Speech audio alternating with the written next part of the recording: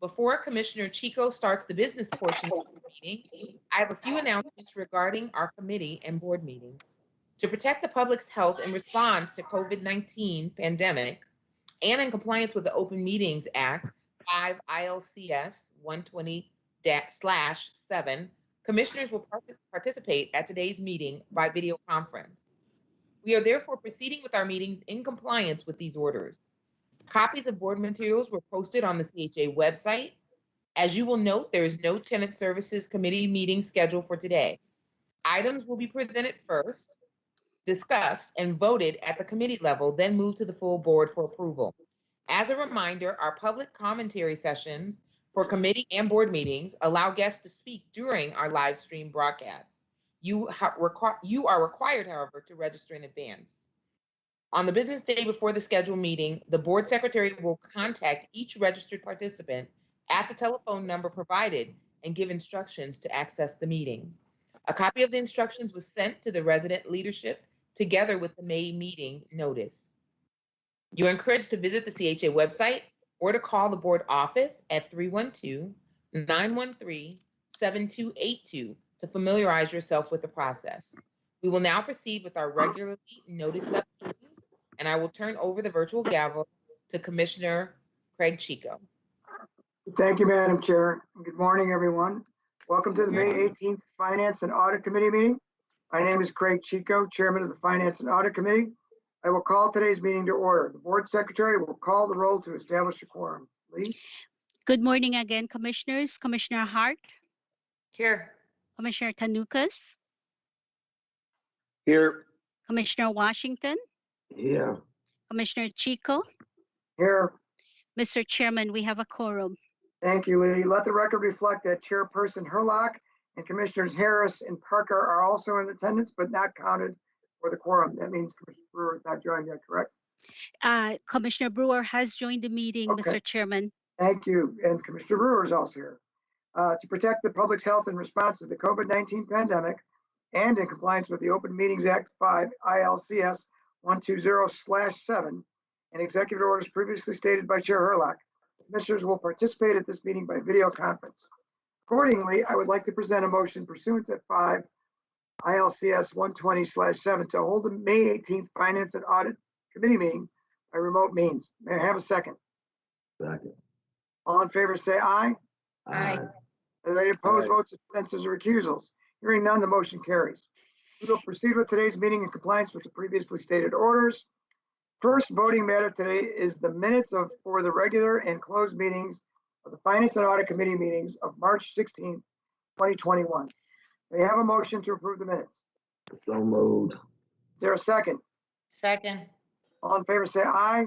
Aye. Aye. Are there any opposed votes, abstentions, or recusals? Hearing none, the motion carries and the March 16th, 2021 meeting minutes are approved as submitted. Commissioner Chico, may I? Sure. At this point, Commissioner Chico, we will go into closed session. Okay. Could you take a motion to go into closed Sure. session? Can I entertain a motion to go into closed session? So moved. Is there a second? Second. All in favor Second. say aye. Aye. Aye. Aye. Any recusals, abstentions? Hearing none, the motion carries. We will now be retiring to closed session.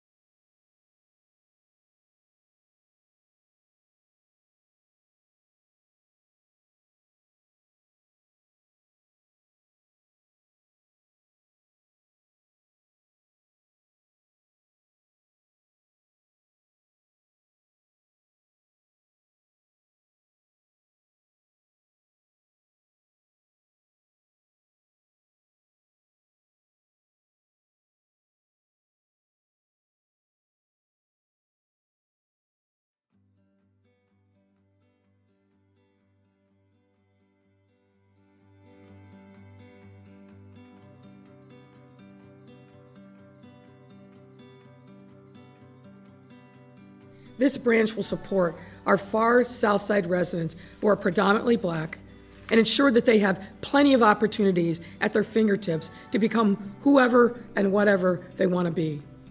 We intentionally created a space that links early childhood learning and family resources for lifelong learning.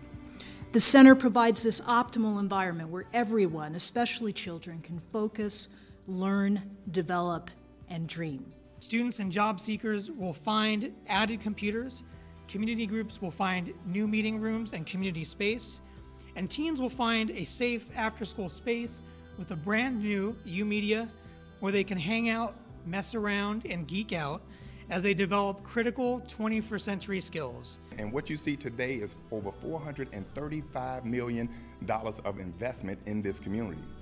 And so we're excited. We're excited to see this community on the rebound. And this library is just another key to that puzzle that we need to put in place.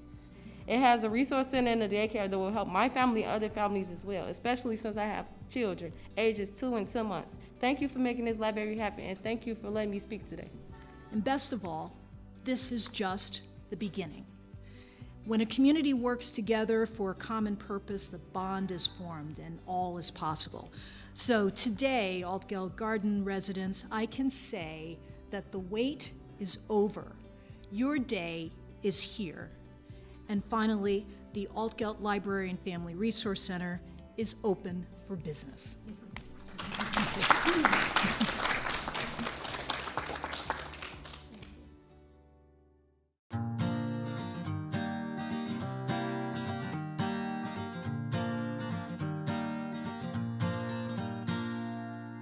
Our commitment here of the project-based vouchers will make it possible for 24 families from our waiting list to have stable housing.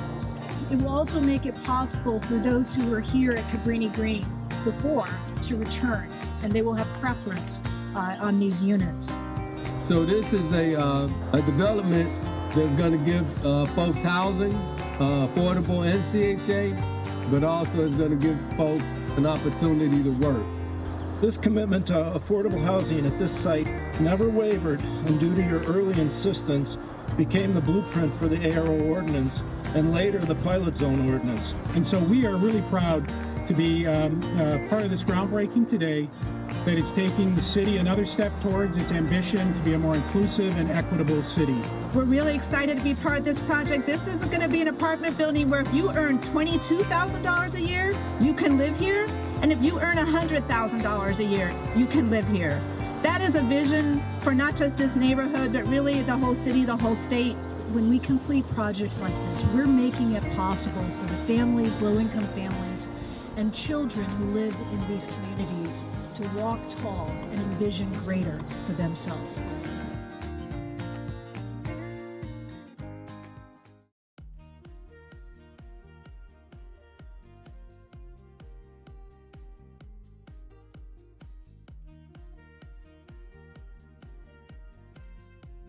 I just wanted to say good morning to everyone and just tell you, I'm as happy as a kid in a candy store on today. We're so excited about the Jobs Plus program coming here to the Dearborn homes, and we're just so grateful. The Dearborn residents will be provided services and connected with employer linkages, job placement, financial literacy, and as they strive to increase their wages. This is all about providing great partnerships, whether it's between the federal government and our partners at CHA, but also the CHA's partnership with local service providers and local employers. I think it's really, really important.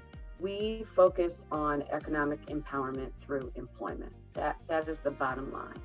What we recognize is that in the absence of meaningful work, we cannot support ourselves, we cannot support our families, and we cannot sustain and develop our communities. I support this initiative.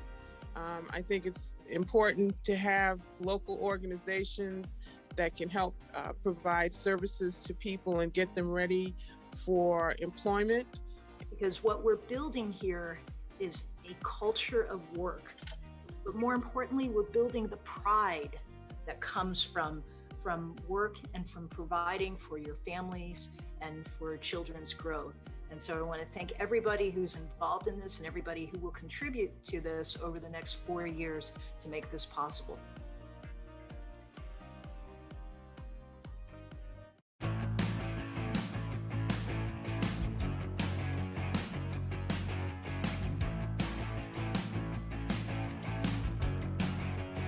So today we've actually partnered with our amazing partners, Chicago Housing Authority, to have a give back with clothing and just celebration for those that are rebuilding their careers and jumping back into the 2021 year to really get their year kicked off with being their best version of themselves. I have seen lots of smiles, lots of interest. Grateful families saying, we really appreciate CHA doing this, and CHA is grateful for the ability to partner with folks like the Daisy Foundation to make this happen. I found some pretty decent sweaters and a pair of shoes, which I need. I took advantage of it because I don't really shop for myself too much. So like, since this is free, I decided to go ahead and get me some new stuff. Well, today I'm picking up a few items for an interview and a couple of casual items as well. Experience was very helpful, pleasant people. Yes, I definitely got what I needed. I want to thank the CHA employees who volunteer for this event. While we have staff who are employed to support families, we also have a number of CHA employees that step up when we have events like this to make sure that we can serve multiple families. When you have an amazing outfit on and it's brand new, because all the items are brand new, you feel better about yourself. You feel confident and it exudes from the inside out.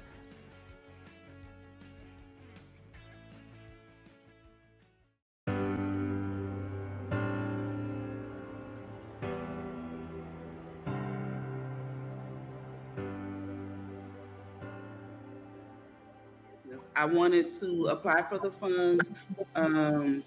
In the effort to do that, I really need a POS system to automate my business. I'm still using guest checks and old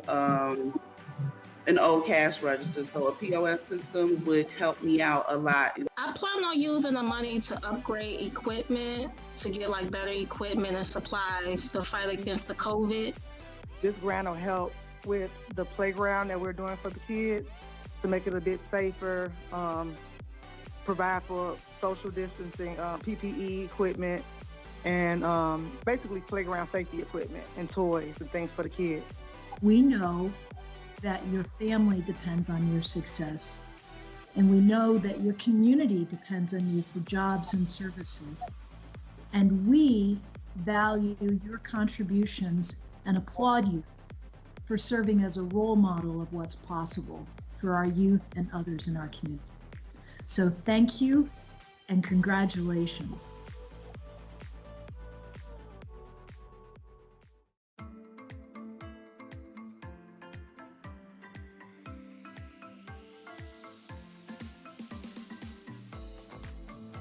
And what we do is we meet with young students between the ages of 14 and 20, and we assist them with anything as far as like scholarships, financial aid, college applications. Utilizing those job boards, which I mentioned, again, Career Builder, there's tons of other ones out there. There's specialty ones as well, so keep that in mind. So let's say you're a marketing major, there will be marketing job boards out there. Or use every resource you're available, because again, eyes on the prize, and that's graduation, because that's the beginning of the rest of your life.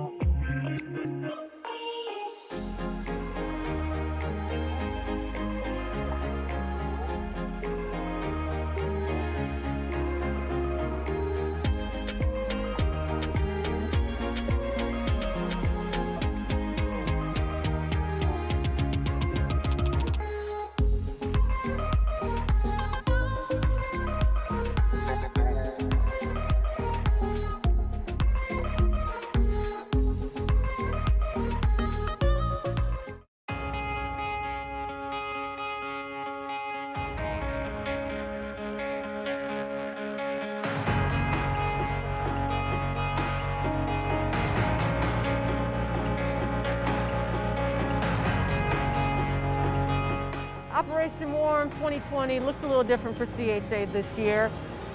Due to the pandemic, we couldn't have the normal 3,000 plus families come to one location in a 4-hour event. So we're doing this over 4 days, a total of 35 hours.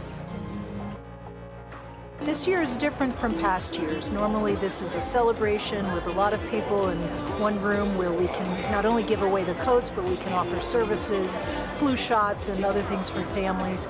However, we are able to still get new coats in the hands of families that need them. Just not having to go and scrape up money to get an extra coat is very helpful. I really appreciate it. By CHA giving us this opportunity to give our children's coats, or give us coats for our children is super, awesome. I love it. At Operation Warm, we like to say that it's more than a coat. In addition to giving a child warmth, we're giving them confidence, the confidence that comes from having a coat that's brand new, that's stylish, that's in a current color, and the hope that comes from knowing that somebody outside of their immediate family cares enough about them to provide them with that coat. There are lots of safety precautions in place this year. There are markers on the ground to make sure everyone maintains that 6 feet of social distance from one another. Masks are required for everyone. Every single person, be it a volunteer or one of our residents who enters this facility, is going through a COVID-19 screening, which includes a temperature check, as well as answering questions regarding any sort of COVID-19 exposure. There is nothing like the expression on a child's face when they receive a gift. It tells them that we care about them. And the fact that these are new coats and not used coats, when many of our families who are struggling to make ends meet may have the children often experience getting the hand-me-downs or the thrift store buy, and a brand new coat sends a very different message. It says a message that we care about you, we want to see you grow, and you are important.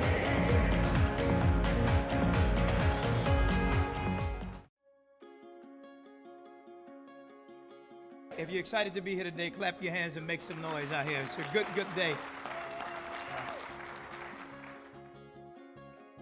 We are here today to take the next steps towards creating a more inclusive Chicago, where all residents have access to first-class living experience and the resources they need to lead a happy, safe, and fulfilled lives. And that starts with housing.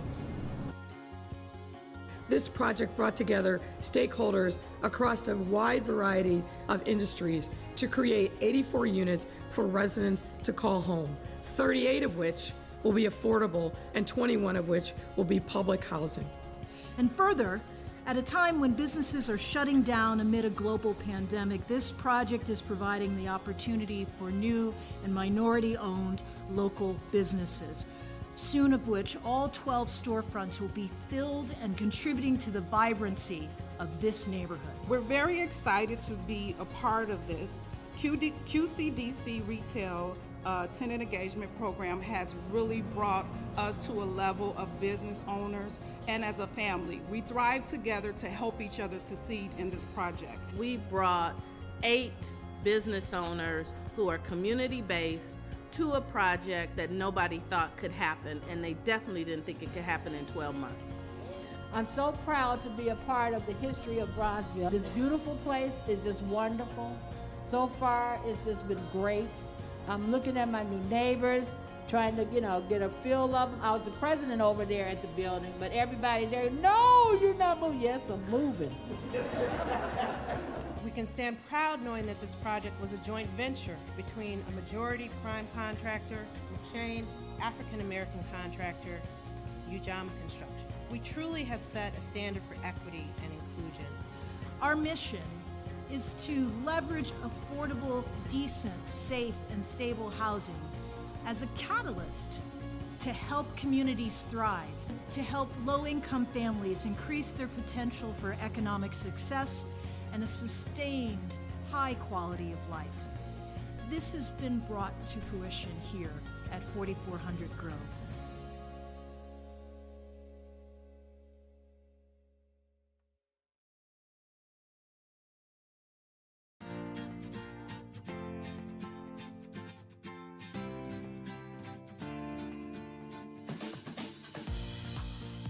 we've got about a dozen CHA team members out here who are packaging up new cloth masks for our seniors.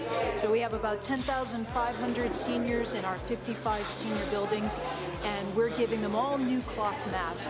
And this is just an example of the spirit, the team spirit that we have here at CHA for helping our seniors and our most vulnerable residents be prepared to protect themselves from this pandemic. It's also an example of just the work that CHA does every day for all of our families, all of our seniors, all of our children. And we hope that this is just one small gesture that we can make to honor seniors and the life that they live and our care for them.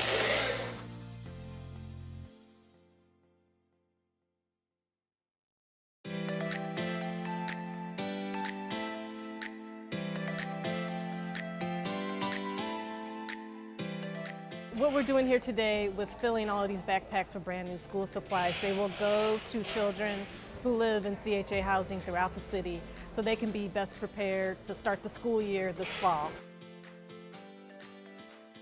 This is just a great show of support by our CHA staff members who are out here to put backpacks together for our students. We have 19 staff members out here.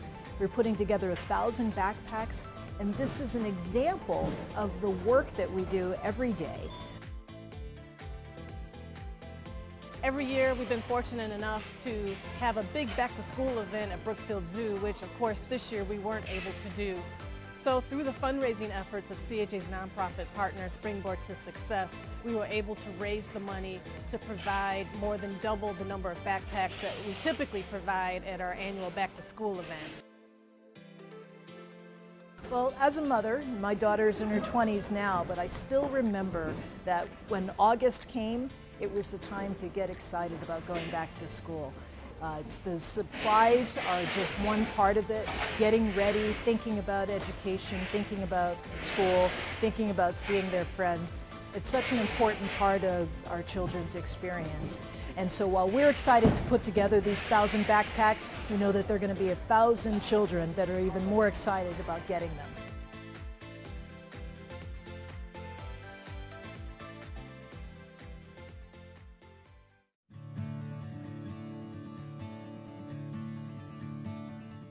The Summer Food Service Program is a program which provides nutritious meals to youth.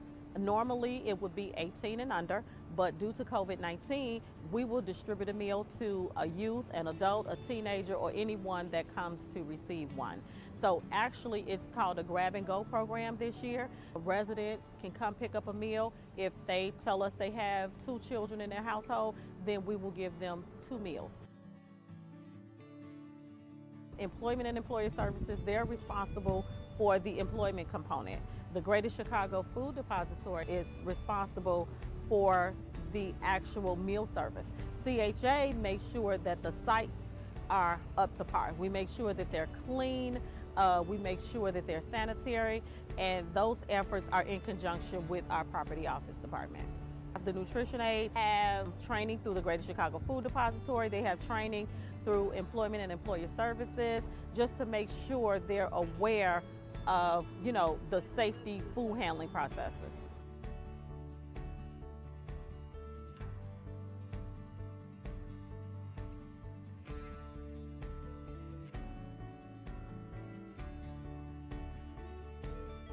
This program is important to the community because all the kids need nutritious meals. Some of the kids are used to the meals that they receive in public schools, but public schools is out right now. Some of them are open for summer school, but that's limited. So we just want to be that supplement to the year-round lunch program.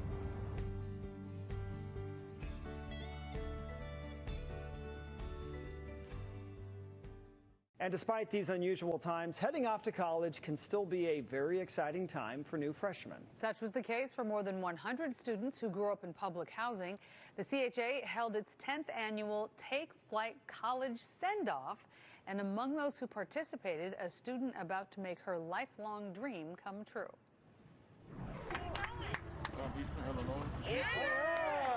a coronavirus-style send-off for college-bound students. What school are you going to? Millikan University. Chicago Housing Authority students were celebrated today for scholarships they applied for and won. These are freshmen. We have 150 packages for them. It includes all the things they need to start college. It's sort of a dream come true for me. A dream to go to Harvard University. Anicia Miller was just 10 years old when her mother planted a seed. Miller spent part of her childhood living on Harvard Avenue on the south side. So my mother always instilled in me that I can go from Harvard Avenue to Harvard University. So it's been sort of my life motto and what's pushed me through schooling. Miller is one of 150 public housing students being celebrated today for their dedication to education. We raised over $100,000, and we're using this to support these freshmen as they go off to college, for many of which they are the first-time college attendees for their families, but also being role models for their community. Anicia Miller graduated from St. Ignatius College Prep, and she has big plans at Harvard. I plan on double majoring possibly in biomedical engineering and neuroscience. Yeah, so my ultimate career goal is to become a biomedical engineer and create prosthetic devices, particularly for children, because one of the biggest issues in the field is that prosthetic devices aren't able to grow with the patient. Well, she is just fabulous, and I'm sure we have not heard the last of her. So glad to hear from her. Harvard will be 100% online in the fall, so Miller will still be at home, but she is still looking forward to interacting with her classmates, even remotely. Today's event was sponsored by CHA's nonprofit partner, Springboard to Success. Congrats to all of them. Isn't that great? Exciting, yeah. I know, it's awesome.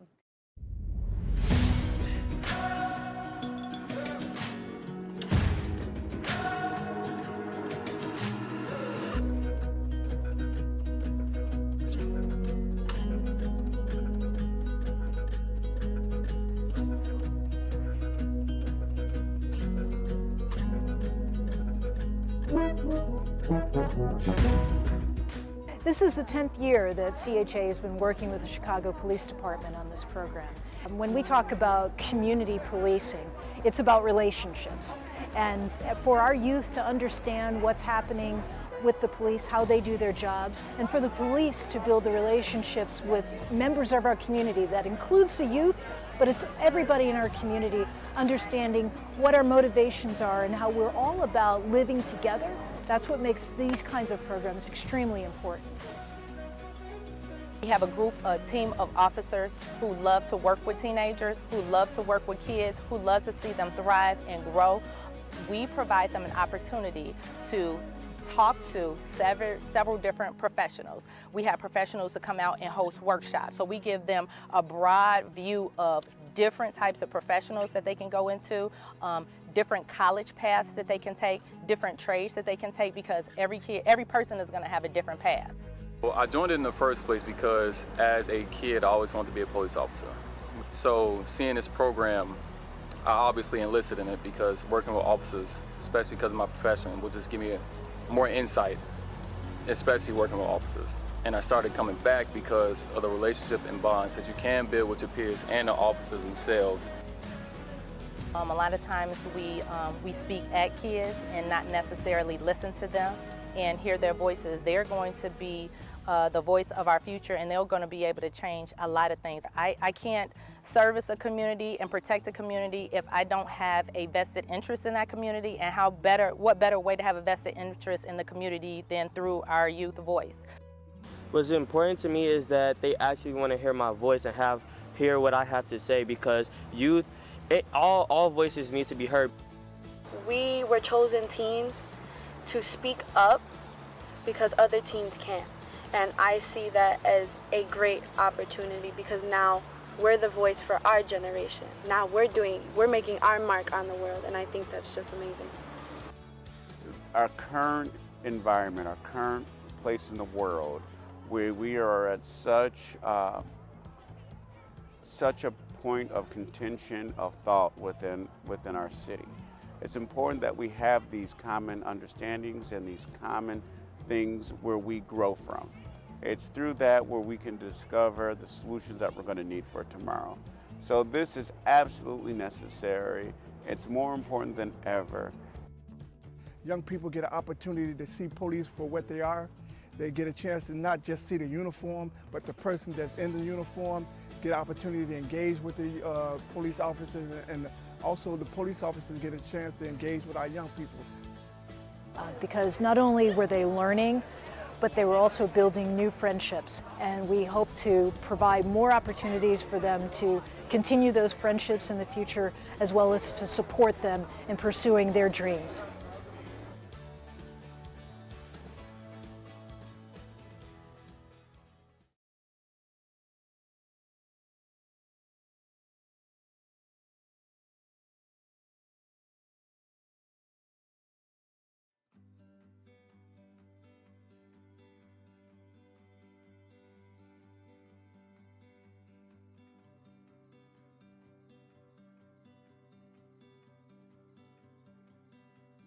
This branch will support our far South Side residents who are predominantly Black and ensure that they have plenty of opportunities at their fingertips to become whoever and whatever they want to be. We intentionally created a space that links early childhood learning and family resources for lifelong learning. The center provides this optimal environment where everyone, especially children, can focus, learn, develop, and dream. Students and job seekers will find added computers, community groups will find new meeting rooms and community space, and teens will find a safe after-school space with a brand new U-Media where they can hang out, mess around, and geek out as they develop critical 21st century skills. And what you see today is over $435 million of investment in this community. And so we're excited. We're excited to see this community on the rebound. And this library is just another key to that puzzle that we need to put in place. It has a resource center and a daycare that will help my family and other families as well, especially since I have children, ages 2 and 10 months. Thank you for making this library happen, and thank you for letting me speak today. And best of all, this is just the beginning. When a community works together for a common purpose, the bond is formed and all is possible. So today, Altgeld Garden residents, I can say that the wait is over. Your day is here. And finally, the Altgeld Library and Family Resource Center is open for business.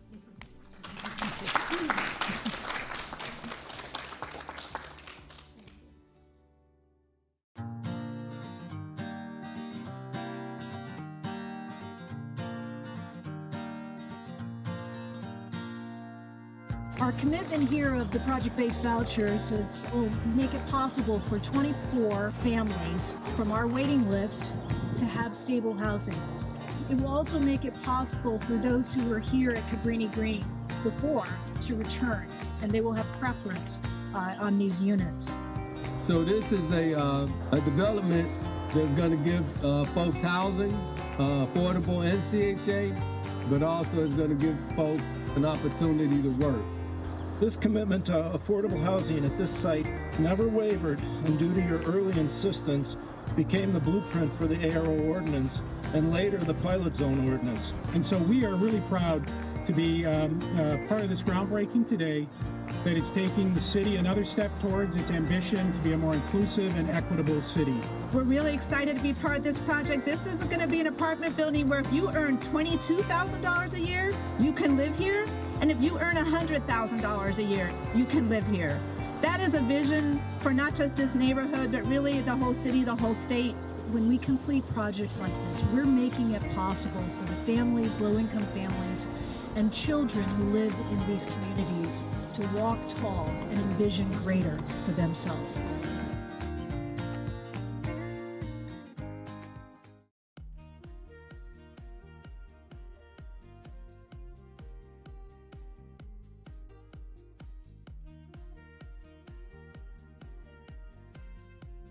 I just wanted to say good morning to everyone and just tell you, I'm as happy as a kid in a candy store on today. We're so excited about the Jobs Plus program coming here to the Dearborn homes, and we're just so grateful. The Dearborn residents will be provided services and connected with employer linkages, job placement, financial literacy, and as they strive to increase their wages. This is all about providing great partnerships, whether it's between the federal government and our partners at CHA, but also the CHA's partnership with local service providers and local employers. I think it's really, really important.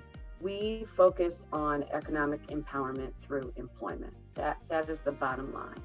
What we recognize is that in the absence of meaningful work, we cannot support ourselves, we cannot support our families, and we cannot sustain and develop our communities. I support this initiative.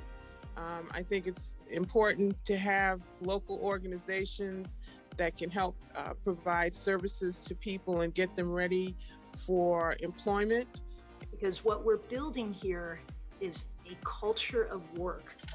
But more importantly, we're building the pride that comes from work and from providing for your families and for children's growth. And so I want to thank everybody who's involved in this and everybody who will contribute to this over the next 4 years to make this possible.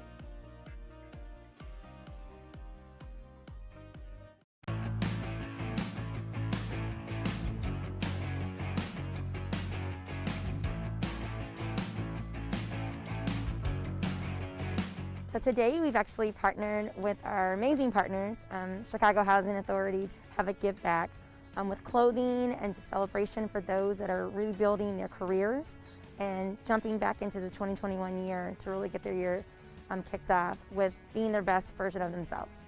I have seen lots of smiles, lots of interest. Grateful families saying, we really appreciate CHA doing this, and CHA is grateful for the ability to partner with folks like the Daisy Foundation to make this happen.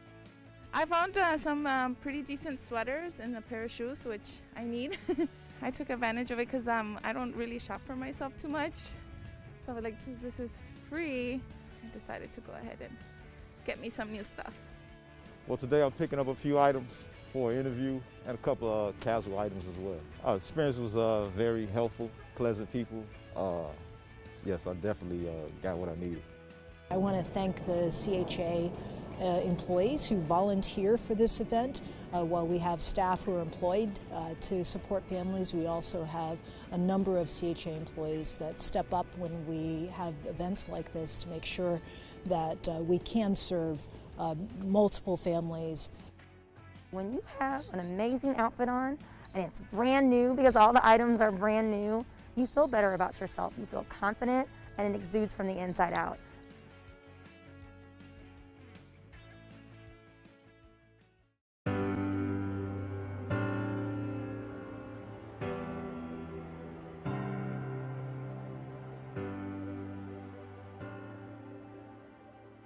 I wanted to apply for the funds.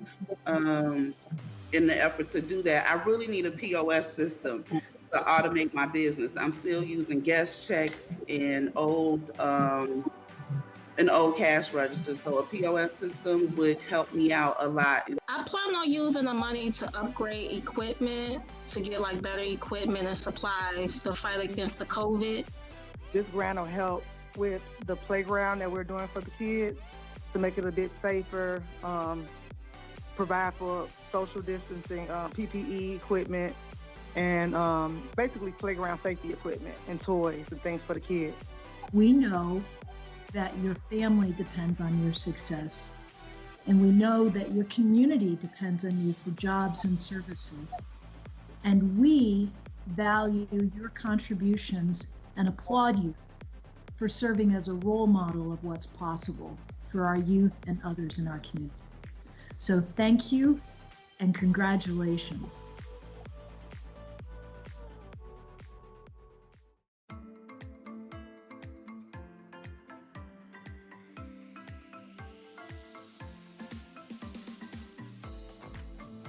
And what we do is we meet with young students between the ages of 14 and 20, and we assist them with anything as far as like scholarships, financial aid, college applications. Utilizing those job boards, which I mentioned, again, Career Builder, there's tons of other ones out there. There's specialty ones as well, so keep that in mind. So let's say you're a marketing major, there will be marketing job boards out there. Or use every resource you're available because, again, eyes on the prize, and that's graduation, because that's the beginning of the rest of your life.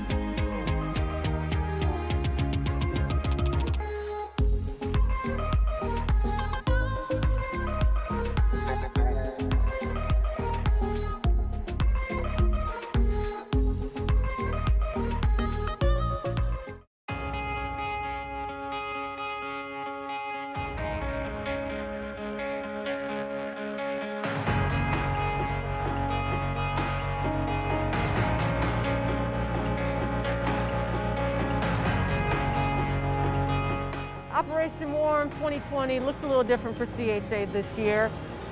Due to the pandemic, we couldn't have the normal 3,000 plus families come to one location in a 4-hour event. So we're doing this over 4 days, a total of 35 hours.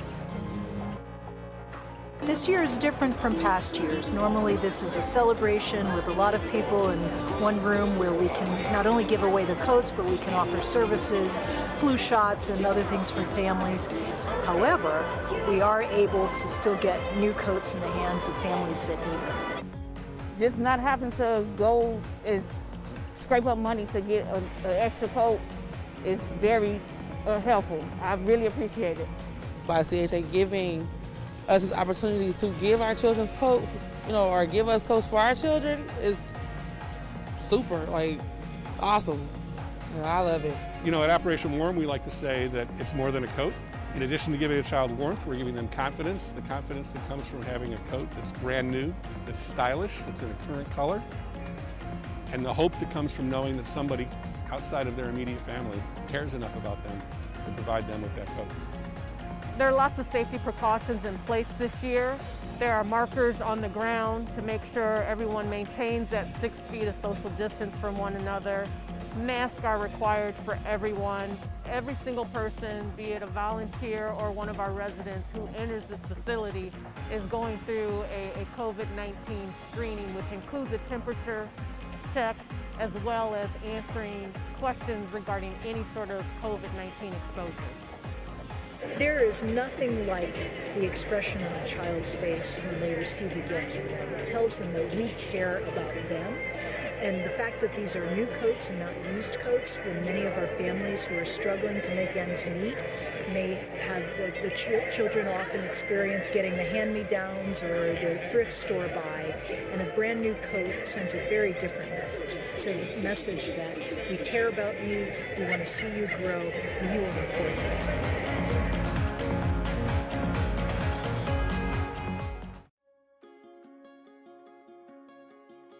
If you're excited to be here today, clap your hands and make some noise out here. It's a good day.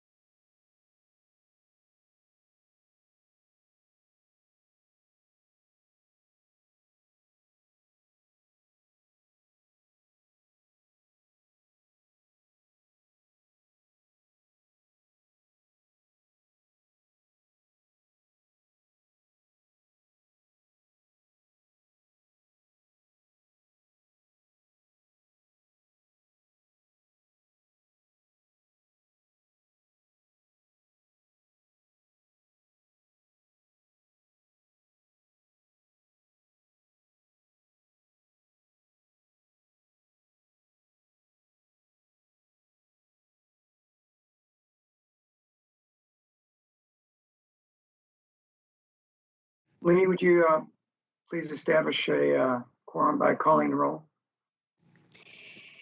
Thank you, Commissioner Chico. Commissioner Hart? Here. Commissioner Hart? Here. Commissioner Tanukas? Here. Commissioner Washington? Here. Commissioner Chico? Here. Mr. Chairman, we have a quorum. Thank you, everyone. As we come out of closed session, back in open session, we have a very short agenda for today's Finance and Audit Committee. As a reminder, comments from the public will be entertained after presentation by staff and discussion by commissioners. The item on today's agenda will be voted upon after public participation. Item number 1 reads as follows. Recommendation to award contracts for internal audit services. Recommended awardees, RSM US LLP, for a total contract value of $2,632,500. $32,500, I'm sorry. Baker Tilly for a total contract value of $2,117,500. The item will be presented by Alan Fawcett, Senior Director, Audit Management and Compliance. Alan, please. Yes. Good morning, Commissioners. Alan Fawcett, Senior Director, Audit Management and Compliance. This board action is to recommend award of contracts for internal audit service providers. This year we have 2 vendors to assist us in performing our duties as the internal audit function of the Chicago Housing Authority. RSM has been the internal audit service provider since 2016 and is familiar with CHA personnel internal audit protocols. RSM will assist us with performance as well as operational audits of areas that are identified in the risk assessment. Baker Tilly has expertise in government and information technology systems. Baker Tilly will assist us in advisory services, which includes performance of the risk assessment, as well as any other projects that we identify in connection with management where advisory services are requested versus audit services. Both RSM and Baker Tilly are international accounting firms based in Chicago and can provide extreme expertise in terms of areas for which CHA will face challenges moving ahead. This procurement was conducted in accordance with CHA procurement policy and procedures. There were 6 respondents. RSM and Baker Tilly were the 2 highest rated respondents, and they were actually only separated by 4 points as the top 2 scores. Contracting with these firms will provide us the expertise we need to do internal audit, risk assessment, evaluating internal controls, operating on best practices as we move forward in the environment for which CHA operates. I'm available to answer any questions you may have. Francine? When you say evaluate best practices, you mean at the end of the year going forth, or are they actually hands-on? Because even though we have an auditing team, when you add it up, I still find problems and irregularities. At the end of the year, they give us this, they report these synopsis, but throughout the process, they don't ever intercede or make any changes. They said they'll make changes, redirect and all this stuff on page 2, but I never see nothing being done. The people who make mistakes, they continue to make mistakes until you get to audit them. Then you give us a synopsis of your findings. We need them to correct the findings before we get to the findings. Would they be hands-on? Would they be acting advisor or doing what they've been doing? Well, that's a good question, and I think that what we want to make sure is by separating the 2 functions between auditors versus advisors, we'll have a set of advisors that can provide the hands-on that you're looking for. And they can or they will. Exactly. Can they or will they? They will. They will. That was the purpose of separating the 2 functions so that we have someone that's dedicated to making sure that we are in constant contact with management to know where those advisory services are needed and will be implemented. Well, we get some new firms, once they come on, I'm gonna evaluate them every 90 days. Because you can't wait to the end of the year saying this is the findings and nothing's being done. No recommendations putting out there. You correct it as you find it wrong. You don't wait and make sure it come out stuff. I agree wholeheartedly. We're gonna see. Any other questions or, is that Mr. Brewer? Brewer. It is. Commissioner, I'm sorry, go ahead. Good morning. Alan, we've talked about this, but can you just help me understand the rationale for breaking up the internal audit function between two firms? Historically, at least since I've been with the organization, it's always been one that's come in and been responsible for everything. And it feels like there's at least some efficiency in that because everything's happening under one roof. Here, do we run the risk, and if so, how do we mitigate it, of the left hand being disconnected from the right hand with respect to advisory and audit? Certainly. What we found through conversations with the stakeholders, which is management, as well as when we conduct the risk assessment, there are times when one firm may not have a deep enough bench to provide us the expertise we need, especially when it comes to advisory services. And management has indicated they would like more in terms of the advisory type services moving forward. The efficiencies we have is that both firms will be under very tight guidelines that we set up, CHA sets up, to make sure that the hours are focused on what we want them to be focused on. For instance, if we're doing audits in an area, we'll have touch points that say no more than 50% of the project to know that we're not wasting time and that we're actually achieving what we're going to achieve. So I think that by separating, it also provides management with a clear delineation of what the purpose of the review is. There was some confusion in terms of the auditors tended to always want to act like auditors rather than advisors. So we're getting folks that are strictly going to be doing advisory, and it's clear from the beginning that's what their purpose is. And again, I think that by having a 2-year base and we have an opportunity to evaluate whether the firms are doing exactly what we choose for them to do, and we evaluate it very closely. What is the split, if it's been developed already, of hours between the two? Are they 50-50? Not initially. Not when we did the risk. This is going based upon risk assessment we did end of last year, and a number of the areas still are heavily audit areas. So it's about a 60% audit focus in the first year. And again, that's based upon what we determined from the prior risk assessment, which we will update as soon as we get the auditors on board to evaluate. The goal is to have a function that is 50-50 moving forward. But again, it depends on the needs of management. Okay, thank you. Okay. I think, Deb, you have your hand up? You're muted. So, Alan, I don't know if my question is similar to Brewer's, but are these two firms got the same role, or what's the role? I didn't see anything about who will be doing what. Are they doing the exact same things, or you got a list where it's one group is doing this and the other one is doing that? The roles are completely separate. In other words, RSM, who has been our auditor in the past, will do those projects that are identified as audits. They will do the same role that they did in the past. We split out those projects that are deemed advisory in nature, and then as time goes on, we'll meet with management on a regular basis and determine if there's any projects that they have identified that are advisory in nature that we can assist to provide some value. So Baker Tilly will be the advisory firm.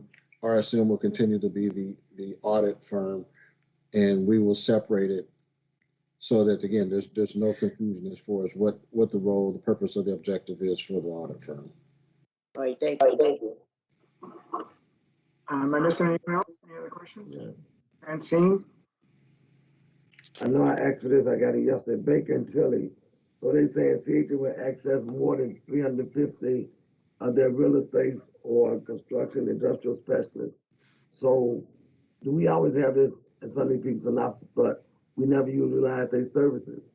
They're not contributing anything to the Section 3. They say we utilize their service. I don't remember one time we ever used anybody's services. but they're not contributing to the Section 3. Well, again, with That's the question I asked last time. we will work with management, especially in terms of real estate and whatever area of need that they have. And basically, we have to market our services. That's on us. In other words, if we don't market to the various senior members of management that we have services available, that's on us. And I'm going to make sure that we do make everyone aware. As far as Section 3, we're working with procurement to make sure that Section 3 opportunities are made available through both firms. And that is a requirement of the contract. But when you resent it yesterday, then they still saying the same thing you said before. Nothing changed.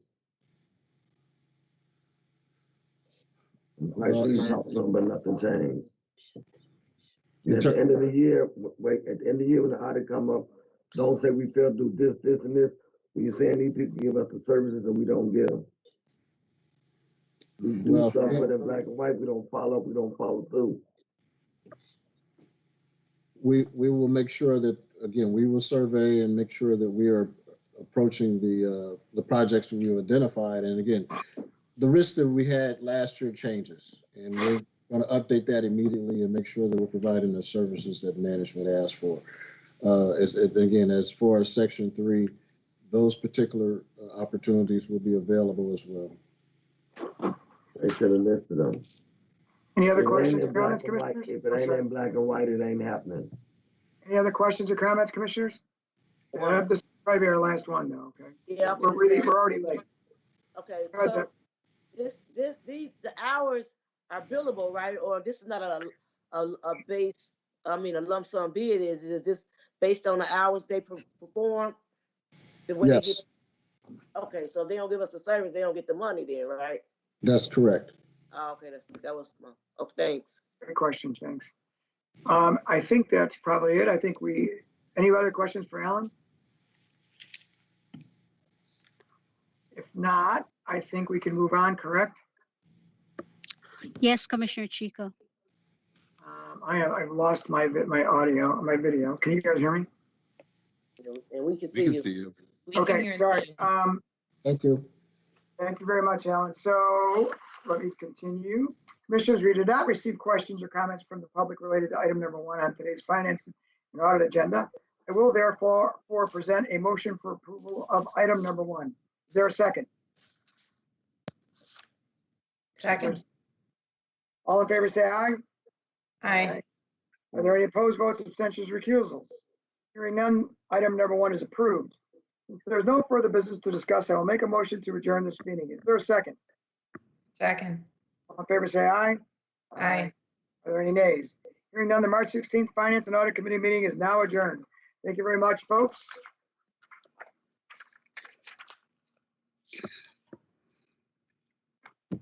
I believe we'll now go into the Real Estate Development Committee. Commissioner Brewer.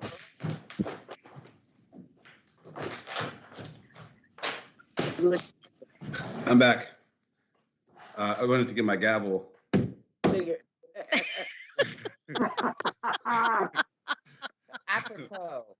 The Real Estate Operations Development Committee is now in session. Good morning. I'm Matt Brewer, Chairman of the committee. I'll call the May 18th meeting to order. The board secretary will call roll to establish a quorum. Commissioner Chico? Here. Commissioner Harris? Here. Commissioner Matanki? Commissioner Brewer? Here. Mr. Chairman, we have a quorum. Thank you, Lee. Let the record reflect that Chairperson Herlock and Commissioners Hart, Parker, Tanukas, and Washington are also in attendance, but not counted toward the quorum. At this point, I'd like to present a motion pursuant to 5 ILCS 127 to hold the May 18th Real Estate Operations Development Committee meeting with commissioners by remote means only. Is there a second? Second. All in favor say aye. Aye. Are there any opposed votes, recusals or abstentions? Hearing none, the motion carries and we will proceed with today's meeting in compliance with the previously stated orders. The first voting matter today is the meeting minutes for the March 16th 2021 committee meeting. May I have a motion to approve those minutes? So move. Is there a second?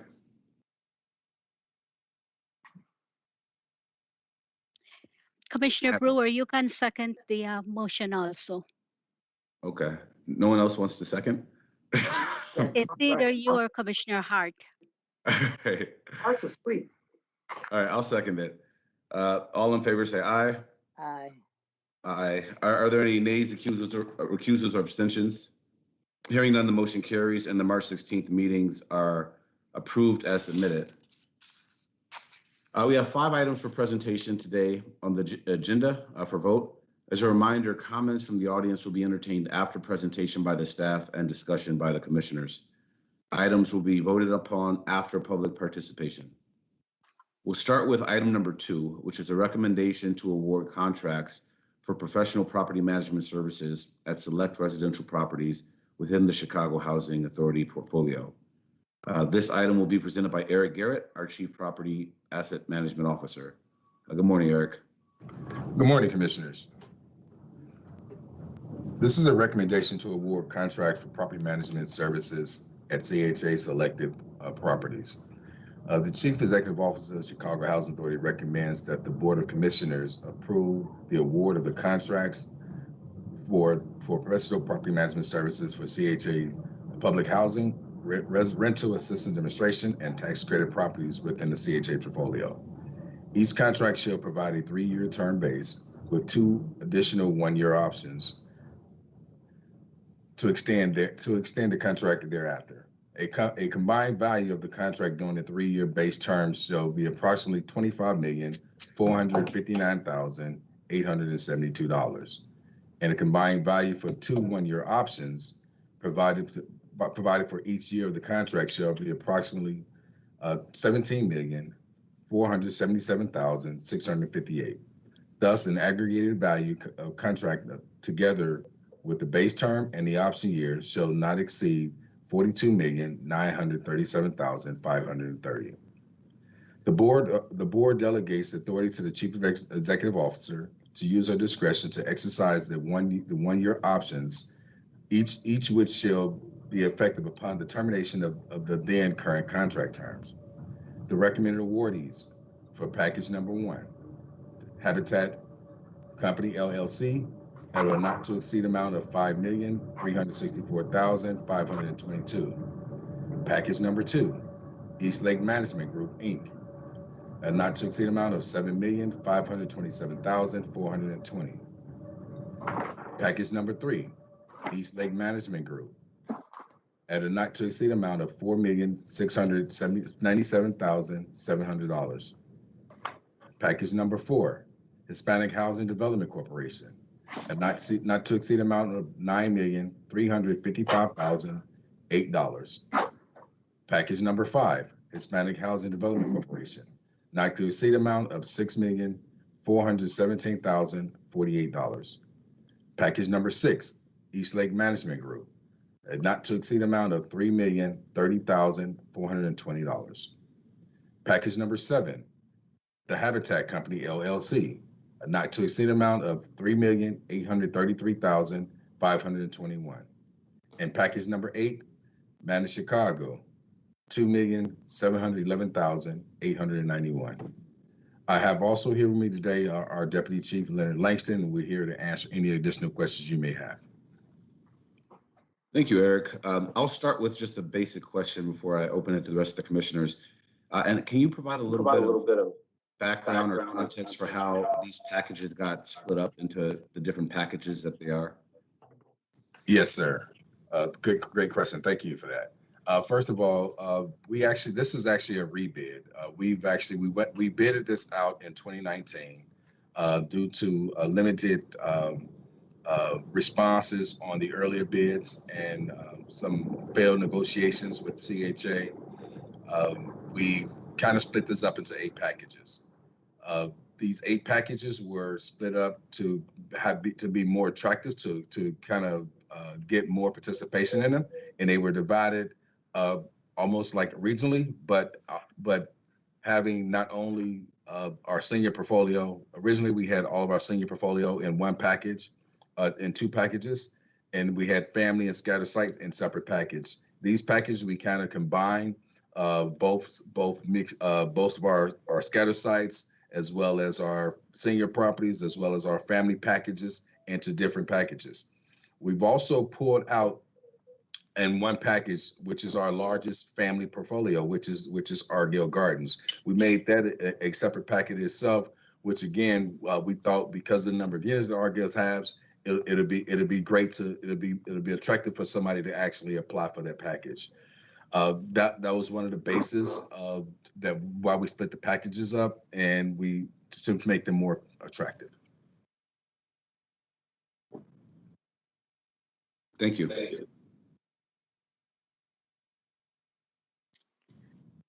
Any other questions from commissioners? Francine? We'll go Francine and then Commissioner. Okay. When will these contracts take place? What's the start date? Let me just say that the start of it is actually getting approval from the Board of Commissioners to proceed with the recommended awards. Thereafter, we'll go into contract negotiations, and we normally have anywhere between a 90 to 120 day transition. September, October, November. It's not going to be one date for every contract. They'll be kind of staggered.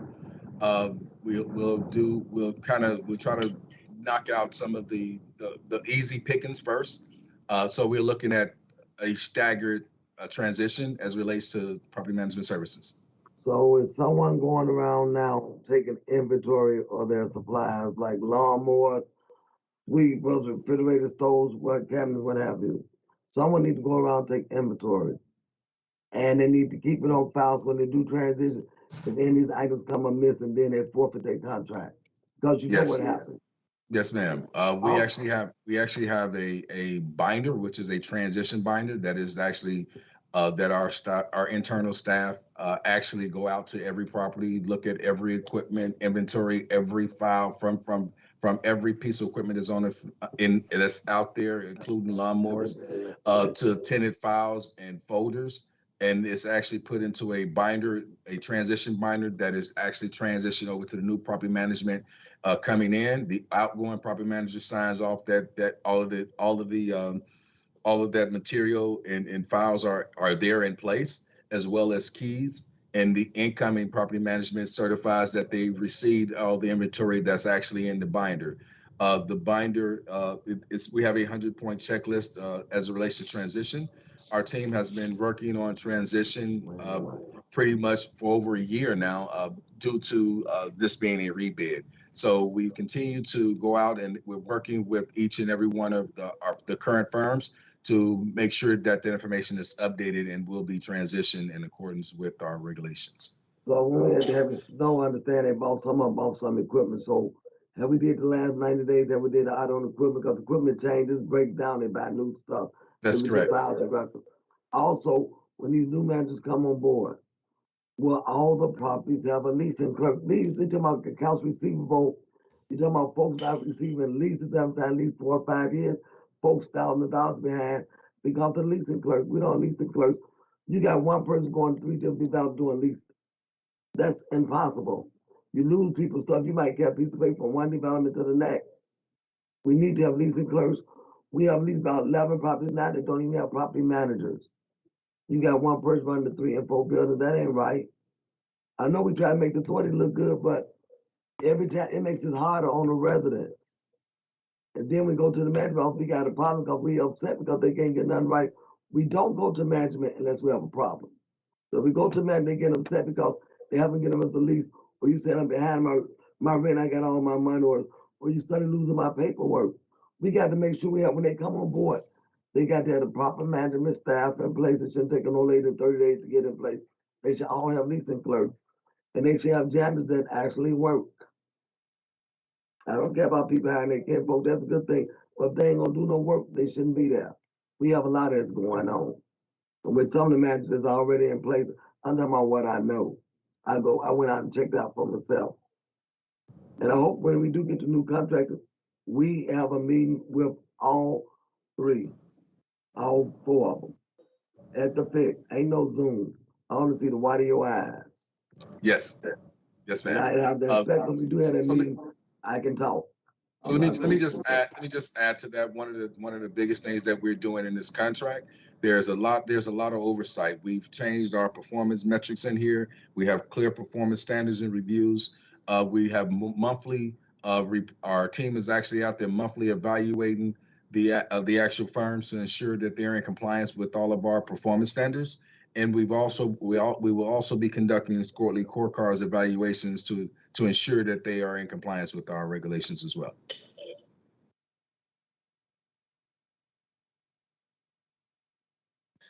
I'm sorry, Commissioner. Okay, all right. No, thank you. I know Commissioner Parker, did you have a question? Yes. So, I mean, I got a couple of questions. The first one being is, have these contractors been notified of their award? Excuse me? Have the contractors been notified of their award?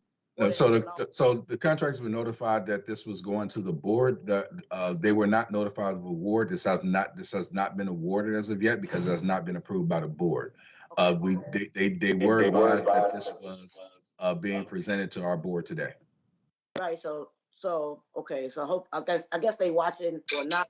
The reason I bring that up is so some of the contractors are not aware of some of the big developments they're going to have to take on, or the big developments that they'll lose. Reason being is because, say for instance, I don't know, like Altgeld has 60 staff. I just want to make sure that the new contractor can staff up, or is they going to give the people on site opportunity to work? I actually listened to briefing, but I just want to ask the public, and I just want you to go on record to tell me what's the goal of the staffing, because when I look at their Section 3 hiring, they not calling out a lot of folks, and they getting acres, and it's not nothing. I don't know how big their firm is. That's one of the questions. So I just want to make sure that they can handle it. Or we talk to them about mobility in terms of the nature of the beast they finna deal with. That's an excellent question, Commissioner.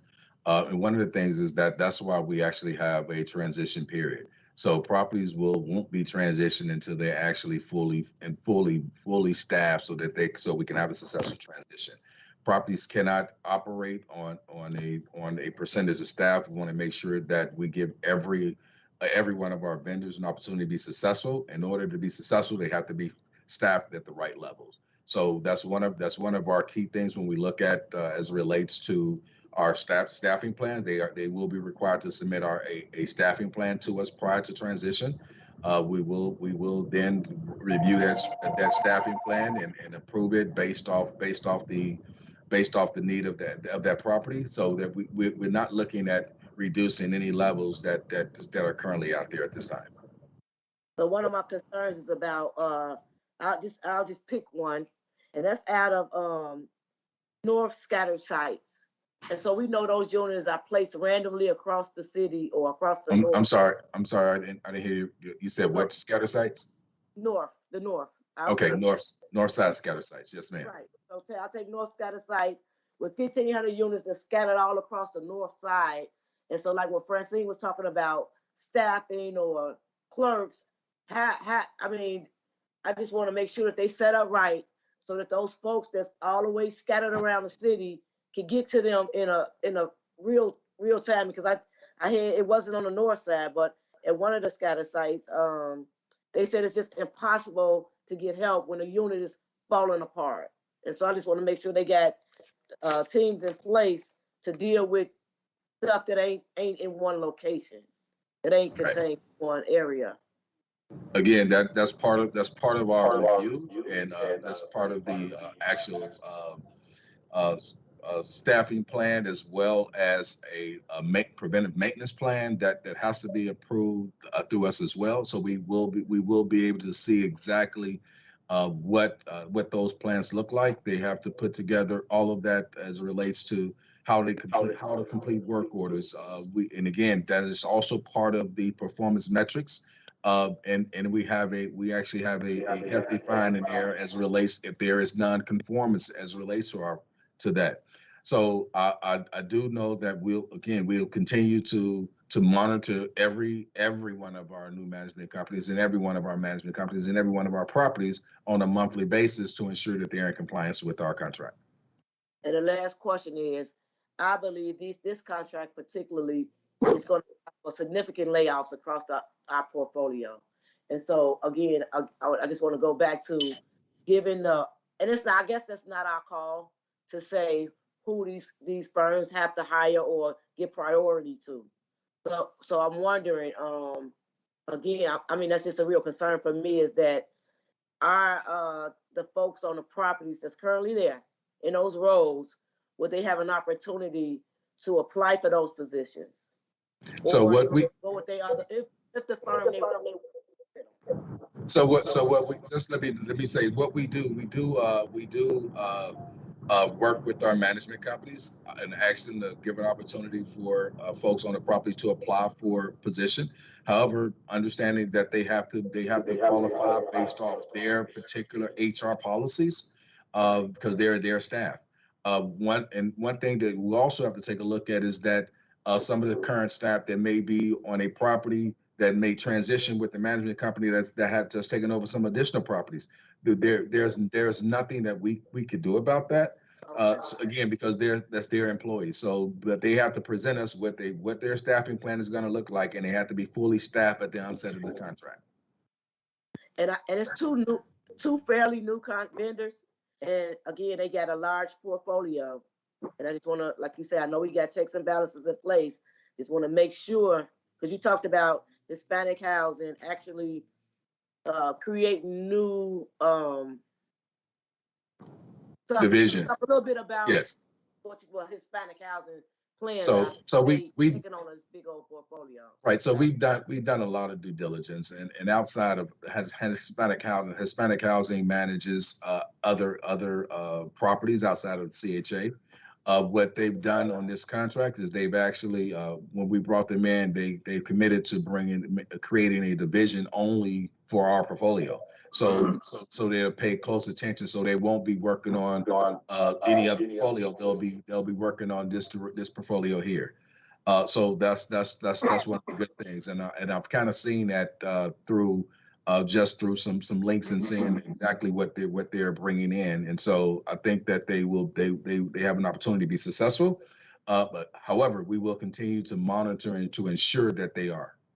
So do they got a new location, or is that a separate location, or is that within their current, at their main headquarters? When you talk about this new division that they created, we still have to get final details on everything. Again, as they start putting together their full staffing plan, and however, like I said, that is due prior to execution of the contract. And even though we award this, you're going to come back to the board and kind of explain how the rollout going to be. Could we get you to do that, or I can call you to find out the real rollout? I will defer that to our CEO to actually update the board on our progress. However, we will definitely communicate with our executive leadership and to let them know how this is going. We actually have meetings that are actually scheduled, onboarding meetings with our executive leadership team, as well as all the management companies and their principals. We also have a second meeting that will be set up at the FIC for our CAC chair request. And so we're going to be meeting with our CAC and bringing those management companies, and myself, my team, and our CEO will also attend that meeting. So there's going to be numerous of opportunities to ask and address questions. However, again, we're definitely looking at to make sure that we're providing oversight as it relates to this contract. We know that this is a big commitment for the authority, as well as for those folks who are coming on board and grabbing some additional problems. Thank you, Eric. I want to keep moving. We're running on time. We're still on the first item for this committee. So I'm going to go to Commissioner Harris, and then we'll move on to the next item unless there's anyone else. Well, thank you. I would just like to say to you, Mr. Garrett, listening to you and your report, I want to say that I recognize that there's a lot of complexities within this report with the staff coming together, the management firms coming together. You have involved here various cultures of people coming together. And with the various cultures, you have the language of these cultures that you have to consider as you meet. You have to have the wisdom, the knowledge, and the discernment as you meet together so that you can collaborate and come out with the proper answers that you're looking for the people that we're serving. With that, I like the fact that you have gone in and shared with us some of what you have in your kind of rule book, if I may say, in Yes, terms of ma'am. what you plan to do and how you plan to do it. I would like to say that whenever you're coming together in a large group like this and these new programs like this, you will have glitches, you understand that. But I just want to encourage you to continue to do the work that you're doing with the vision that you have, the goals that you have, and hitting the targets and being strategic in what you plan to do. And I think that listening to you, I have faith to believe that this group, your staff, that you're going to do an awesome job. I put my trust in you that you're going to do that, as all of us will be watching you and listening to the people who you're going to serve. Thank you. Thank you, Commissioner, for that. And then Commissioner Chico, did you have a question? Yeah, I do, man. I'm sorry. I know we're running late, but I got to ask a couple questions. This is really important. So, Eric, can you explain to me, and I know this is naive to do this remedial math, but each package has a different per unit cost. Now, I know there's reasons for that. I would like for you to explain to me. Is it travel? Is it distance? Is it size? Complexity, age? Is it like, so we range, there's guys that are charging $3,403. I'm just doing simple math per unit over the life of the contract, and there's guys that are doing $1,759 per unit. So what leads to that discrepancy? So, Commissioner, that's a great question. One of the differences that we actually did in this contract is that we normally used to have $1 per door, so that there was an actual dollar per door. These contracts are not $1 per door anymore. These are more based off a percentage based of the operating expenses, as you will see in your traditional affordable housing type of portfolio. So what to do is we wanted to take that same concept, instead of having $1 per door, and have a bid on a percentage price. So each of the management firms actually bidded a percentage.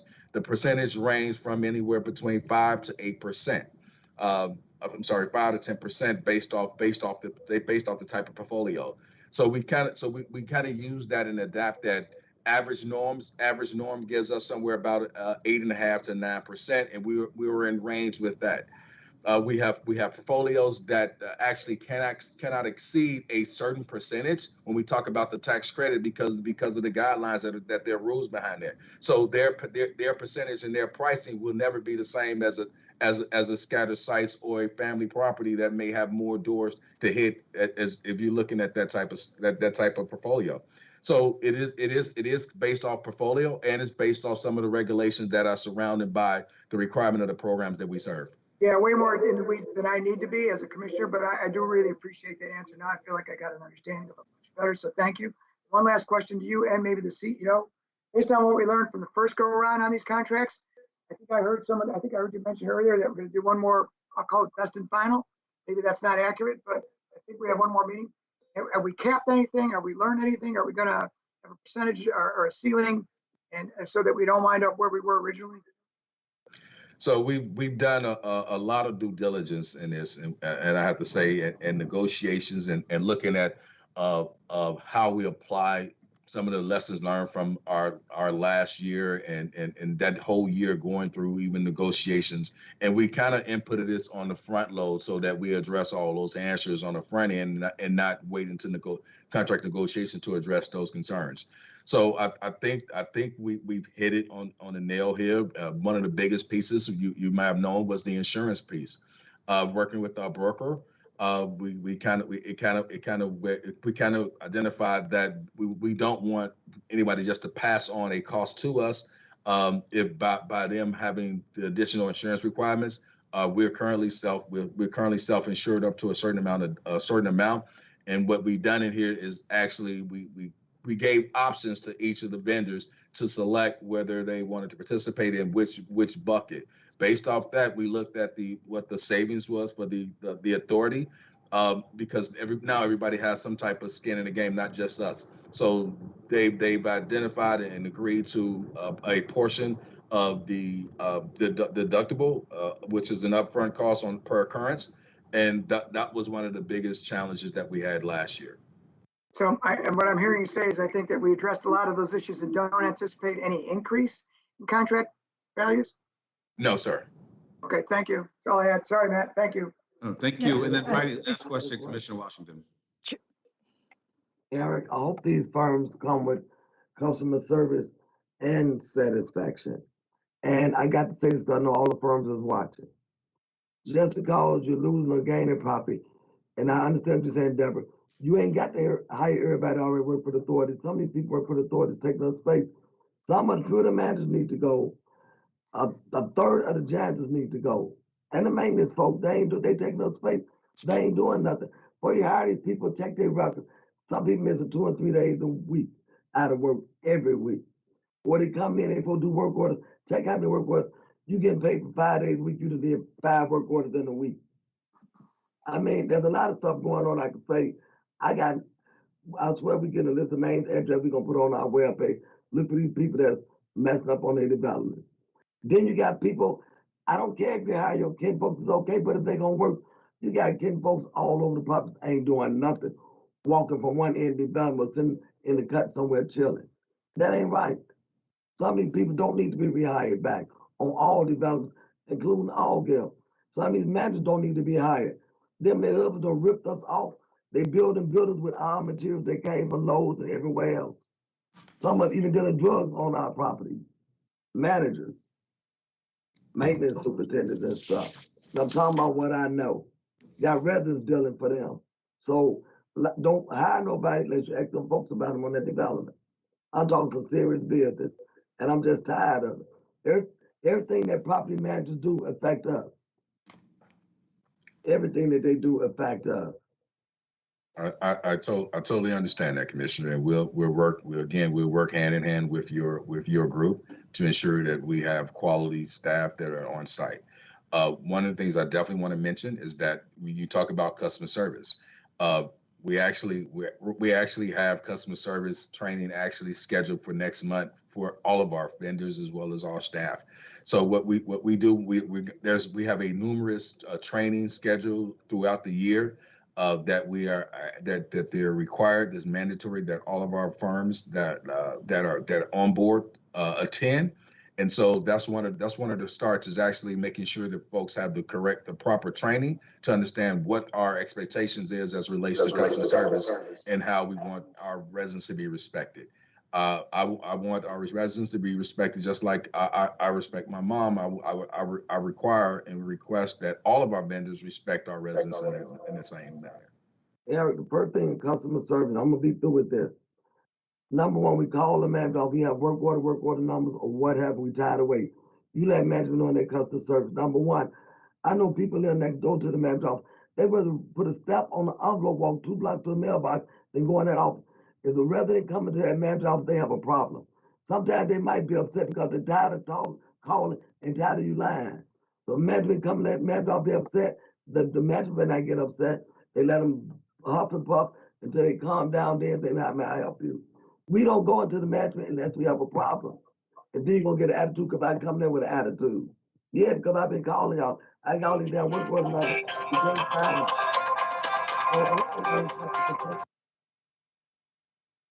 I hope they learn customer service because if I get a headache, I'm giving everybody a headache. I swear, I've been nice. I can't be nice no more. It's too much work. I'm overwhelmed with everybody else's problems. I try to handle them, but management is falling down with no property managers, no leasing clerks. If they ain't got no leasing clerks, after 30 days, then they can forget it. I'm telling you. They got to have certain things in place to make that management office work. Leasing clerk and their maintenance superintendent is their most valuable asset in that management office. Maintenance superintendent get the work done, and the leasing clerk make sure you pay compliances and pay your bills on time. Anybody other than that don't matter. management dictate and pull in cronies. So Okay. I'm going to jump in. Thank you, Commissioner- Commissioner Washington, and thank you, Eric. We're going to move on, but we have a comment from CEO Scott. Yes, thank you, Chairman Brewer at this point. I just wanted to assure the board that I think we've had a good 12 months since the last bid to get this right. And there are a lot of lessons learned, and we haven't even gone nearly into the detail that that we've spent in both the due diligence of the firms that bid, but also in the kind of conversation that we're having is exactly what the board is asking. This is about customer service, and it is about serving our residents well. And we have to have a third-party management firm. And so in doing that, they represent CHA, and that's the message that we're sending all of them, that everything that they're doing is in representation of CHA, and we will not tolerate disrespect of our residents or disrespect, frankly, of the job, bad performance. And so we've put into place quite a few things. I imagine we will do more in that space in terms of our performance oversight. And we're getting better at it just by setting the expectation. And so I will definitely make sure that the board has a better sense of how that's going. And in this transition, residents' voices will be heard as we meet with the CAC, that those management firms will hear directly from you, Commissioner Washington, and the other LAC presidents about what the needs are on the properties, and we'll make this transition as smooth as we can. You know, transitions are always hard, but we're setting a new tone. This is about CHA providing excellent customer service in the housing, and the quality of the work that we do is of utmost importance. And that's the message that we're sending to these new firms. And the fact that we have 4 instead of 2, it's also a message because if we see the performance dropping off and it's not cured, then we'll be going to the next firm that is willing and able and interested and committed to providing the highest level of service. I've been doing 3 of them for over 40 years. Yes. So thank you for your comments. We're hearing all of that, and we'll continue to do better. Thank you, CEO Scott, and all the commissioners for your comments. Thank you, Eric. We're going to move on to the next item. The next 4 will be presented by Ann McKenzie, our Chief Development Officer. Item number 3 reads as follows. It's a recommendation to proceed with transfer of assistance of project-based voucher rental assistance under the Rental Assistance Demonstration Program for Ogden Commons Phase A1. Good morning. Good morning. Thank you, Chairman Brewer. This recommendation to the Board of Commissioners is an action needed to develop housing in North Lawndale on CHA-owned land along one of the City of Chicago's designated Invest Southwest corridors. This site is a former site of the Lawndale Complex and Ogden Courts. In 2017, this board approved the selection of the development team, which is a combination of the Habitat Company, Sinai Hospital, and Cinespace. The redevelopment started with a commercial building along Ogden, which is just finishing with the tenant build out underway. If you haven't seen it, it's a pretty spectacular building across the street from Sinai Hospital. Now, because we are, of course, the Housing Authority, we are working on the development of the next phase, which is planned to bring 110 mixed income apartments, of which 44 will be for CHA residents. Before you is the first action needed. This is simply to request a commitment to enter into a housing assistance payment contract, or a CHAP, as you've approved on other developments. This step allows us to understand what the allowable rents would be and to work with the developer to complete the underwriting. It's our intention to return to the board in July, might move to September, but probably July, with the full underwriting and loan terms and the rest of the terms. This is our continuing effort to work to build more housing choices for CHA residents. I'm available if there's any questions. Thank you. And just to clarify the last point you said, this is purely for the request of the transfer. and the financing and everything else will come back in the next meeting or two. Yes. Okay, great. Are there any questions from commissioners? Mr. Chairman, Commissioner Parker and Commissioner Washington have their hands up. Okay, let's go in that order. Okay. Commissioner So, Parker? yeah, so, and you talked about, you seeking, rent amounts. Why wouldn't they be comparable to the rents we already got? Is these gonna be set anew, or I'm confused with that? I thought the rent amounts that we looking for is the same as the ones we always had for the rest of the portfolio. We submit to HUD our request for the commitment to enter into a housing assistance payment contract. And what we've found is based on these RAD rents, based on utility allowances, we're sometimes a little bit off. But we have a general idea of what they'll be. We need that commitment to enter into a HAP, though, to submit a financing plan to HUD under RAD. Oh, thank you. Thank you. And then was it Commissioner Washington? Yes, and Madam Chair also has a comment or a question. Okay. Oh, okay, well, thank you for the submittal. So now I know the players are, because sometimes I have to make calls. I was trying to find out. Out there hiring Section 3s, CHA residents, Section 3s. There's a bunch of residents there right across the street, right down the street. I hope somebody follow up and follow through on that besides saying yes. The newly reformed Section 3 office has been working with my team, and they've already started reaching out for the construction jobs. And as you know, for the retail, they've already started reaching out for Section 3 jobs there. But you know, you have residents for the other stuff they just built up, the Ogden Inn, that they are residents that needs to be working. Just they'll right there, can roll out their bed to the site. Okay, thank you. We will follow up on that and make sure that that's who's being reached. And then Chairperson Hurlock. Thank you. This is more of a comment than the question, but I appreciate, and I think the rest of the commissioners also appreciate that you've began to lay out kind of what we can expect for how these deals come to us. And we look forward to the next reiterations of the next times that we see these deals in pieces. Great, thank you. Thank you. Are there any other comments from commissioners or questions? Hearing none, we'll move to the next item on the agenda, which is item number 4, recommendation to submit a RAD application for Roosevelt Square Phase 1 recapitalization. Thank you again, Chairman Brewer. This recommendation is an action needed for a next step in the redevelopment of the former Adams, Abbott, Brooks, Loomis site, commonly known as ABLA. This is actually, though, in this case, the developer is seeking to do some rehabilitation of the first phase of Roosevelt Square Phase 1. It has reached its year 15, which is what we would call a recapitalization phase. The refinancing and rehabilitation of Phase 1 is an opportunity to again use the RAD program. So the public housing would be converted to RAD, project-based voucher, for the 127 CHA units.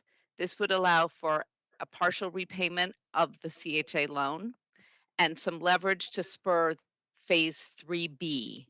Again, we are seeking just your authority to seek a commitment to enter into a housing assistance payment contract that simply establishes the CHAP rents, or the HAP rents, sorry, they call it a CHAP now, for RAD. And then we would confirm the underwriting and come back to you with the recapitalization plan. So again, it's a 2-part process. We also intend to come back to July with this for the board to see what this recapitalization would look like.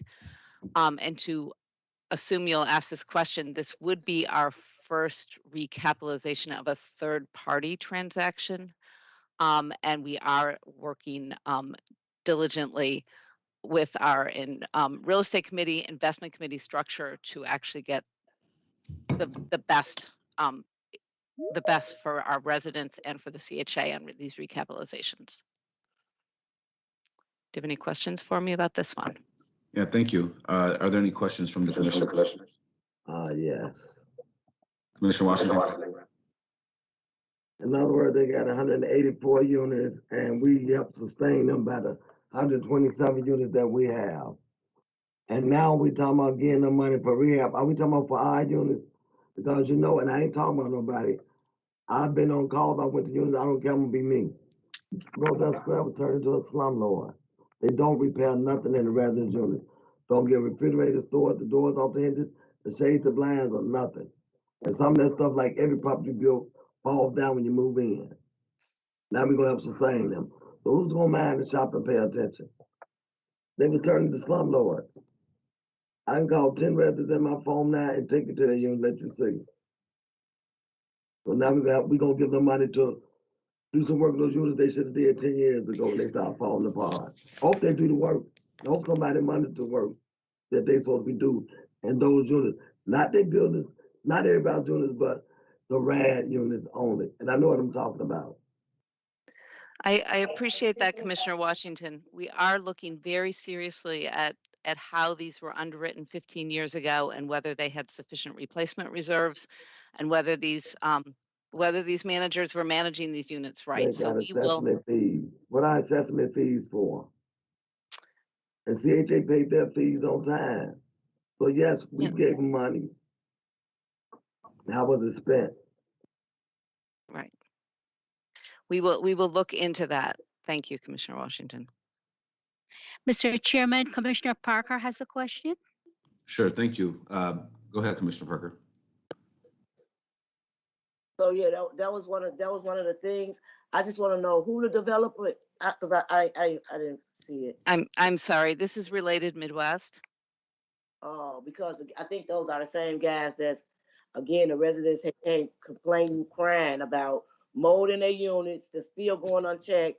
And then when they do a rehab, we got pictures from a current LAC president that's just complaining about it. So if it's the same players involved, I'm like, Francine, what they doing with the money? Because the residents, if we don't get no complaints, that area complains more than any other public housing development, including their leadership. So, and it is imperative that we let them know that this ain't the bank, and if we're gonna be loaning them money, that they do the right thing with it, and not go get slummed. I just got pictures from the current LAC president showing what their rehabs look like. So I don't know where they getting the folks from to do it, but it's just sloppy over there. So I'm just hoping that when we go back in and make these RAD, I know we got to make them right for RAD to convert them, because these wasn't current RAD properties, right? It's not a RAD property currently, right? This is a mixed income tax credit. It's a combination of tax credit only and public housing run by Related Midwest. Right. I'm saying currently they get assessment fees. In order to put them under there, they got to still be under, they got to come up to code, right? The idea is to rehab them and then make sure it's underwritten correctly so that their replacement reserves are correct so that they can make repairs in the future. The intent is not to put new money in that deal, but remember we lent significant dollars into this deal in 2006. I know that was 15 years ago, and it fell apart. So I just want to make sure they do it right if they're gonna redo it. But you said rehab in phase 1. Yeah. So all right. Were you done, Commissioner Parker? Not really. I'm just saying, yeah. But I noticed it's what kind of deal. The money is being used to rehab the units. Is that right? And because I'm getting confused. They'll be using tax credit equity. They'll be entering to a new tax credit transaction. So they'll be using that equity and private debt in order to rehab the units. Yes. So that's what I was just wanting to make sure that I'm hearing you right and that they do right once they get the tax equity or whatever they're seeking. And we will bring back what that financing would look like. But the intention is not new money from the CHA. Any money, the old money, new. Rad is new money. That is, you're right. Right, so that's confusing. It's new subsidy Right. on the All right. operating. Are there any more?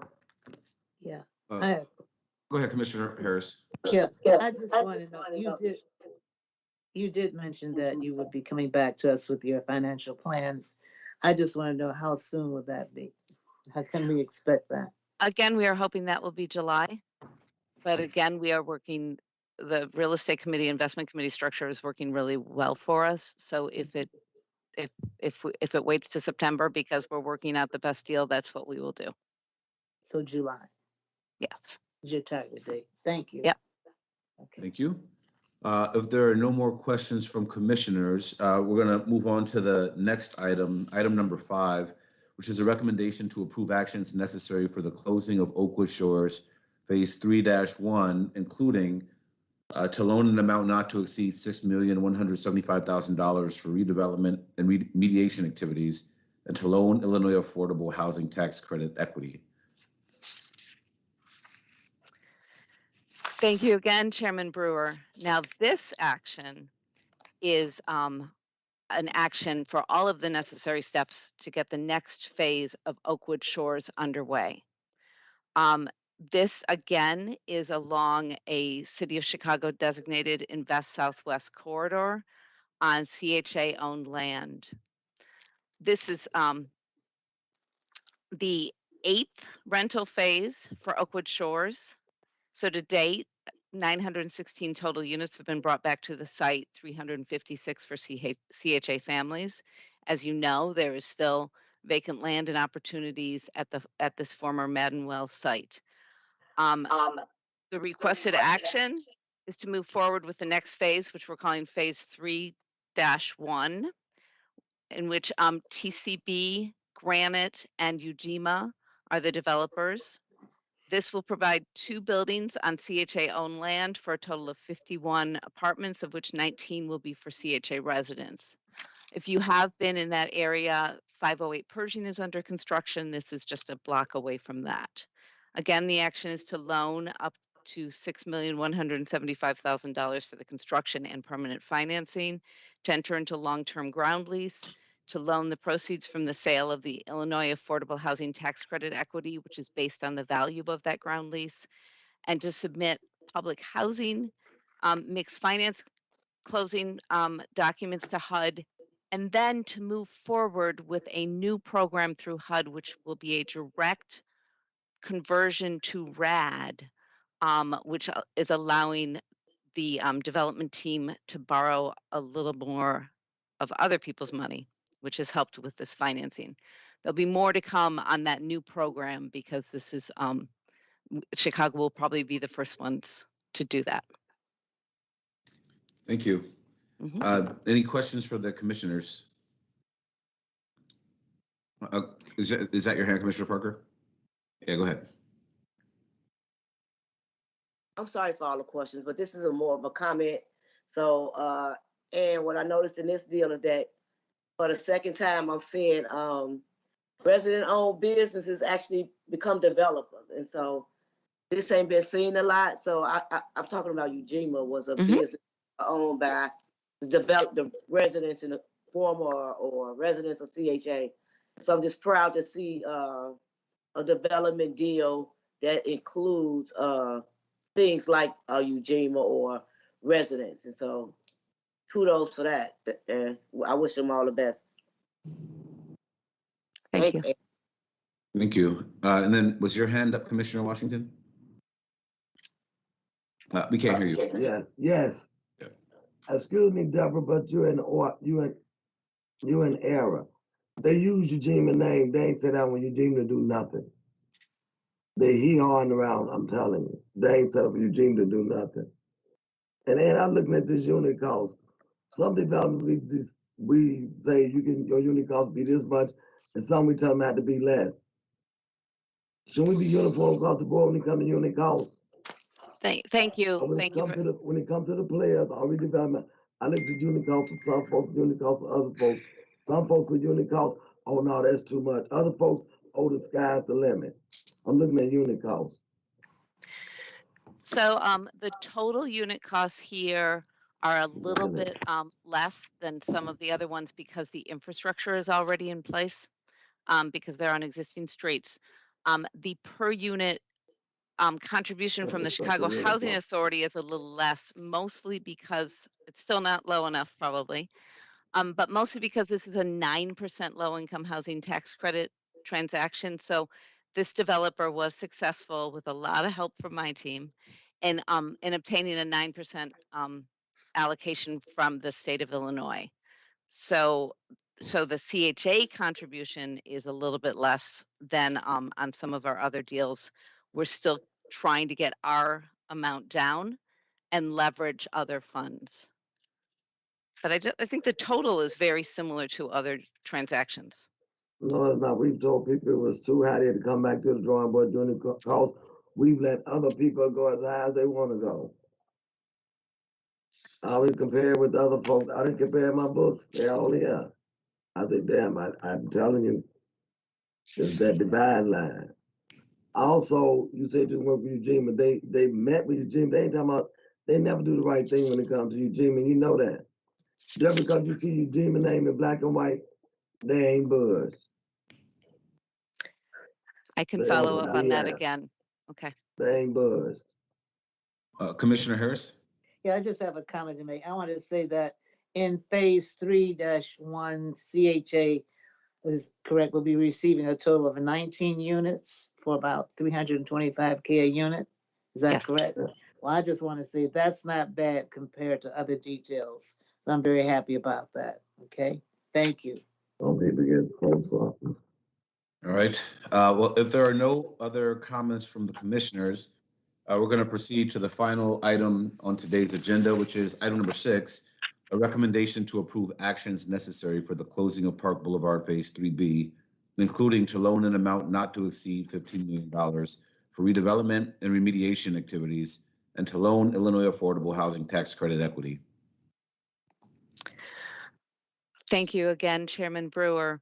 This action also concerns a development on CHA-owned land on the south side. This is the redevelopment of the former Stateway Garden site, now known as Park Boulevard. This site along State Street from 35th to 39th has been in redevelopment since 2001. The developer here is Stateway Associates. To date, the developer has closed on 4 rental phases, bringing 475 total units back to the site, 164 of those for CHA families. In this action, we're seeking approval for actions needed, again, to do the whole closing, to move forward with the financing and closing of this next phase. This phase B will include 2 buildings with a total of 80 apartments. 36 of those are planned for CHA residents. To remind you, we came to this board in November of 2020 to ask for to apply for the commitment to enter into a RAD HAP. So that did happen, and those are the rents we've been using. And we supplemented those rents a little bit through RAD with some rent fungibility we had, bringing some of the north side rents down to the south side development. This financing differs from the previous action. This is not a 9% tax credit transaction. This is a 4% tax credit action, but the city of Chicago also was willing to provide some tax increment financing. So you're going to see the leverage isn't as high. So the ask from the Chicago Housing Authority is higher. So we're asking to loan up to $15 million for the construction and permanent financing, to enter into a long-term ground lease of the underlying property, again, to loan the proceeds from the sale of the Illinois Affordable Housing Tax Credit equity, to enter into the Rental Assistance Demonstration Program HAP for the initial contract term of 20 years, which automatically renews, and then other actions needed. We're excited about this site. The site is important to the surrounding community. It's well placed as a transit-oriented development and provides opportunities for CHA families. Do you have any questions for me about this item? Thank you. Any questions from the commissioners? Yeah. Go ahead, Commissioner Washington. Me. Was your hand raised? And the two, I was just talking about Oak Shores, the unit amounts for each unit is different. And I don't know if it's an area location, but unit amounts should be comfortable or the same, depends on the size of the units and the square footage. Also, I don't know, I just walked that property down with the CEO and phase one management sucks. Nothing has been done since we walked it down, nothing. I was getting calls all day yesterday, I need to go over there and look at some stuff. So the phase one of Park Boulevard management sucks. Don't do nothing for nobody, and they still get management fees on time. So we'll go look at the Persian. Okay. The Persian and phase one. Commissioner Washington, that's still a to-do item in terms of the early phases. This is a different developer and would be different management company. So we have greater confidence in terms of how the property will be managed moving forward. Now, that doesn't excuse that we need to figure out what's already occurred. It's on the same footsteps, and what's over here is gonna spill over here. Well, they're different. They're definitely different developers, and it will be different property management. So that's where. So we'll. I mean, we'll have to deal with them somewhat separately. Yes, we do, but it's still on the same footsteps. I roll out of my bed to either side. Understood. So we got to do something. Yeah. Mr. Chairman, Commissioner Chico has a question. No, I'm going to ask my question later. I'm good. Thank you. I changed my mind. Thank you. Oh, that's just a fake out. Okay. Are there any other questions from commissioners? All right. It sounds like they're not. Do you want to ask yours now, Craig, or do you want to move on? I'm not sure if it's appropriate to ask. Who are the two developers referring to? Is it appropriate to ask that? Yes. So, Ann, can you answer that question? So on the Stateway, yeah, Stateway Associates has changed. So now it is primarily owned by James Miller. So on the earlier phases, James was a minority in the development team. So so you're going to have a mix on those earlier ones with still some more Mesa and a larger percentage from Walsh. So is and that I what can my look at colleague, who the owners are. Is that what my colleague was referring to about bad management, that group? There's different property managers, and I think that's where you're going to see the most difference. I would guess that's what you. As far as developers go, I really want to know about the developers. I think it's more on the property management that you're going to see it because Commissioner Chico, the property manager, changed, and Commissioner Washington, you're speaking, so I'll let you speak. But what I'm asking, is it the same development team from the prior phase? The makeup of who's in the development. It was a rift. You got Habitat Modern Phase 2, and it was the Davis Group that changed their name to UPA. Now they just changed their name to Urban Properties or Property something. They changed their name. One half, the first phase was built under all three teams, and then it was a split.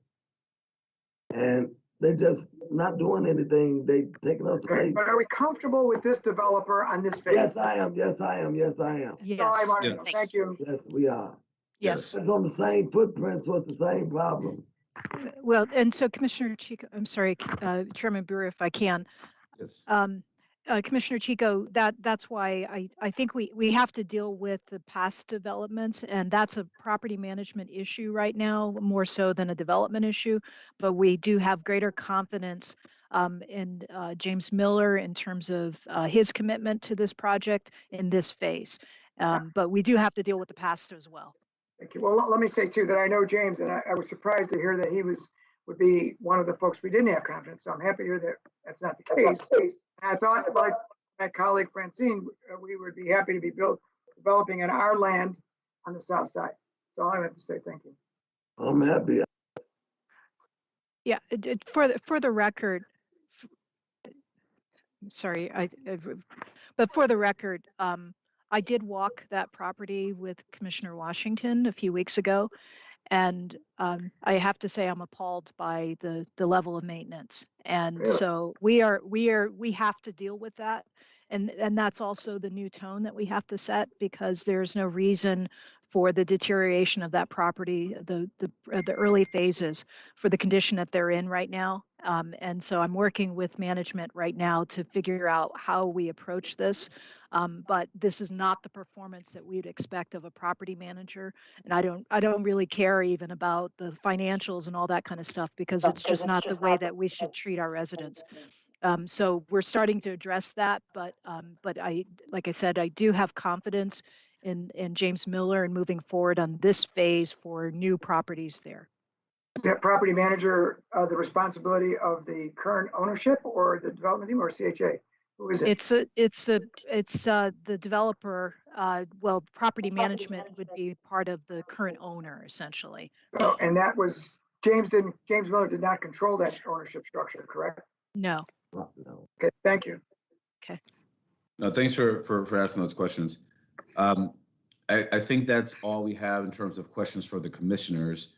And we don't have any, someone must correct me if I'm wrong, but I don't think we have any questions or comments from the public relating to any items on today's agenda.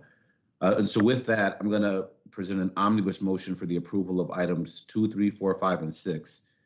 Is there a second? Second. All in favor say aye. Aye. Are there any nays, recusals, or abstentions? Hearing none, items 2 through 6 are approved. If there's no further business to come before this committee, I'll make a motion to adjourn.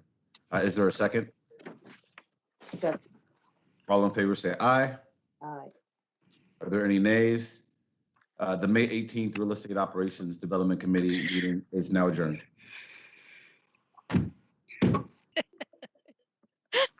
Thank you.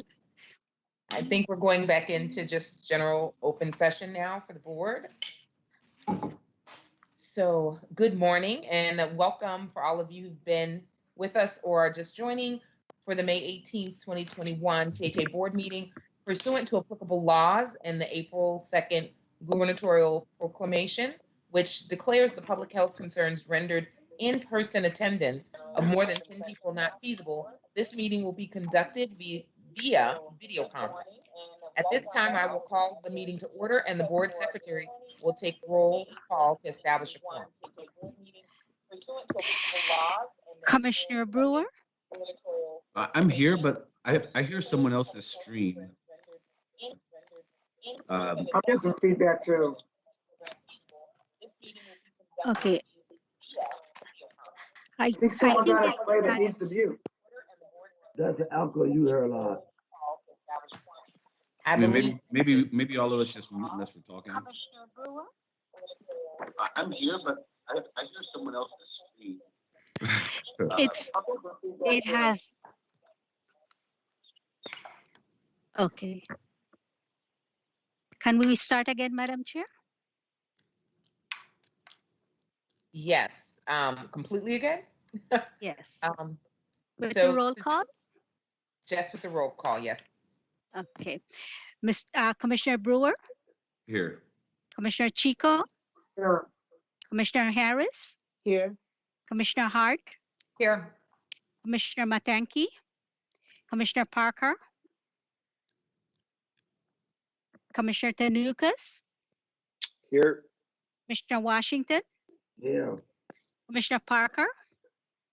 Here. Okay. Commissioner Hurlock? Here. Madam Chair, we have a quorum. Thank you, Lee. We will proceed with today's meeting in compliance with the earlier mentioned orders. But first, we're going to start with centering thoughts by Commissioner Dr. Mildred Harris, please. Thank you, Madam Chair, and good morning to everyone. It's a beautiful, beautiful day today. And I want to share today with you our theme for CHA is resilience. And so CHA is 2021 strategic plan and involves building resilience. And we want to foster resilient families. So I'd like to read this to you. It says we're to utilize goal-oriented programs to support development and growth of children and economic self-sufficiency of adults. With resilience, we will relaunch and refocus Section 3 services as a business development program and support system for resident-owned businesses and residents seeking employment and careers. With resilience, we will celebrate residents who graduate or make progress towards economic development. And I just want to say that I have this flyer. It is so cute. It says, going to college? We can help you. For CHA, Chicago Housing Authority, is here to help you. And then this is another one. And it shows this young man that says, I'm going to college. And CHA can help. And we are helping many to go to college. You know, we've given over 200 scholarships and we've made available to our residents. And also we've awarded over $1,000 to use at the college of their choice. I think that's something to celebrate. And more awards than ever before have been given. And I want to say that our vouchers cover tuition, books, and fees for certificates and associate's degree programs at city colleges of Chicago. And students can receive, listen to this, year-round, listen to this, information that they can use for a lifetime, the knowledge that they'll receive. Now, I just want to say we have some tips for you. Those of you who are listening to me, listen to this. For tips from resilience, you must communicate regularly and effectively. So in communication, that means not only do you speak what you feel, but you must listen to others to see what they're feeling also. Then you want to maintain positive and personal connections. You want to avoid seeing a crisis as unconquerable, but also you want to be accepting of change. So I just want to say, I hope that you listen to what I've shared with you today. And remember, CHA is here just for you. We love you, we appreciate you. And remember, our theme for this year is resilience. Thank you. Thank you so much, Dr. Harris, for those inspiring words. And I'm really, really encouraged. I think all the commissioners are about how we're looking towards the future and how we can assist youth and young adults as they're coming up to becoming that future of the next leaders within CHA and throughout the city. Before the CEO presents her report, I'd like to share some other exciting news and a few recent activities that the board members have participated in. On April 7th, Commissioner Parker and I attended the ribbon cutting ceremony for the Altgeld Library and Family Resource Center. It was a very eventful morning. CEO Scott, along with the new Chicago Public Library Commissioner, Chris Brown, led Mayor Lightfoot on a tour of the beautiful new facility. That was followed by a short program and a mayoral announcement of expanded library hours. They're now open on Sundays. A few weeks later, on April 30th, CEO Scott conducted a site tour of the same Altgeld Library and Resource Center for all of the board members. Commissioners toured the library, the Early Childhood Center, and Community Center that will provide community gathering space, job access programming, and an early childhood active learning space. Board members were impressed, to say the least. And if you haven't already, I really do encourage you to visit the beautiful new facility. It is definitely worth your time. We could not be more proud. A few weeks ago, we were also thrilled to see that our very own Commissioner Francine Washington, President of the Central Advisory Council, received well-due recognition at a virtual event that was attended by Mayor Lightfoot in commemoration of Women's History. Does she not make history all the time? Commissioner Washington was honored as a community builder leader and was presented the award by CEO Scott. It was recognition that she well deserves. And so I want to take a minute to just congratulate Commissioner Washington on this prestigious award and how she continues to make history every single day. Finally, we are in discussion to resume in-person committee and board meetings in the near future, and we continue to monitor the gubernatorial executive orders to ensure that we can stay safely and return to in-person meetings. So next on our agenda is a report from CEO Scott. Thank you, CEO Scott. Thank you. So thank you, commissioners, residents, and other members of the public. Good morning. As Chair Harris mentioned, our theme this year for 2021 is building resilience. And so we have a lot to celebrate in this spring on this sunny day around building resilience and the way that we've done that. I'll mention a few for the record. The last board meeting, I reported about the American Rescue Plan Act of 2021. This is the $1.9 trillion relief package that was passed by Congress. And in addition to stimulus checks, we know that many of our families here with CHA will likely be eligible for the child tax credit. And those are expected to start to be distributed sometime in the summer. In addition, in the last 2 weeks, two other provisions were announced.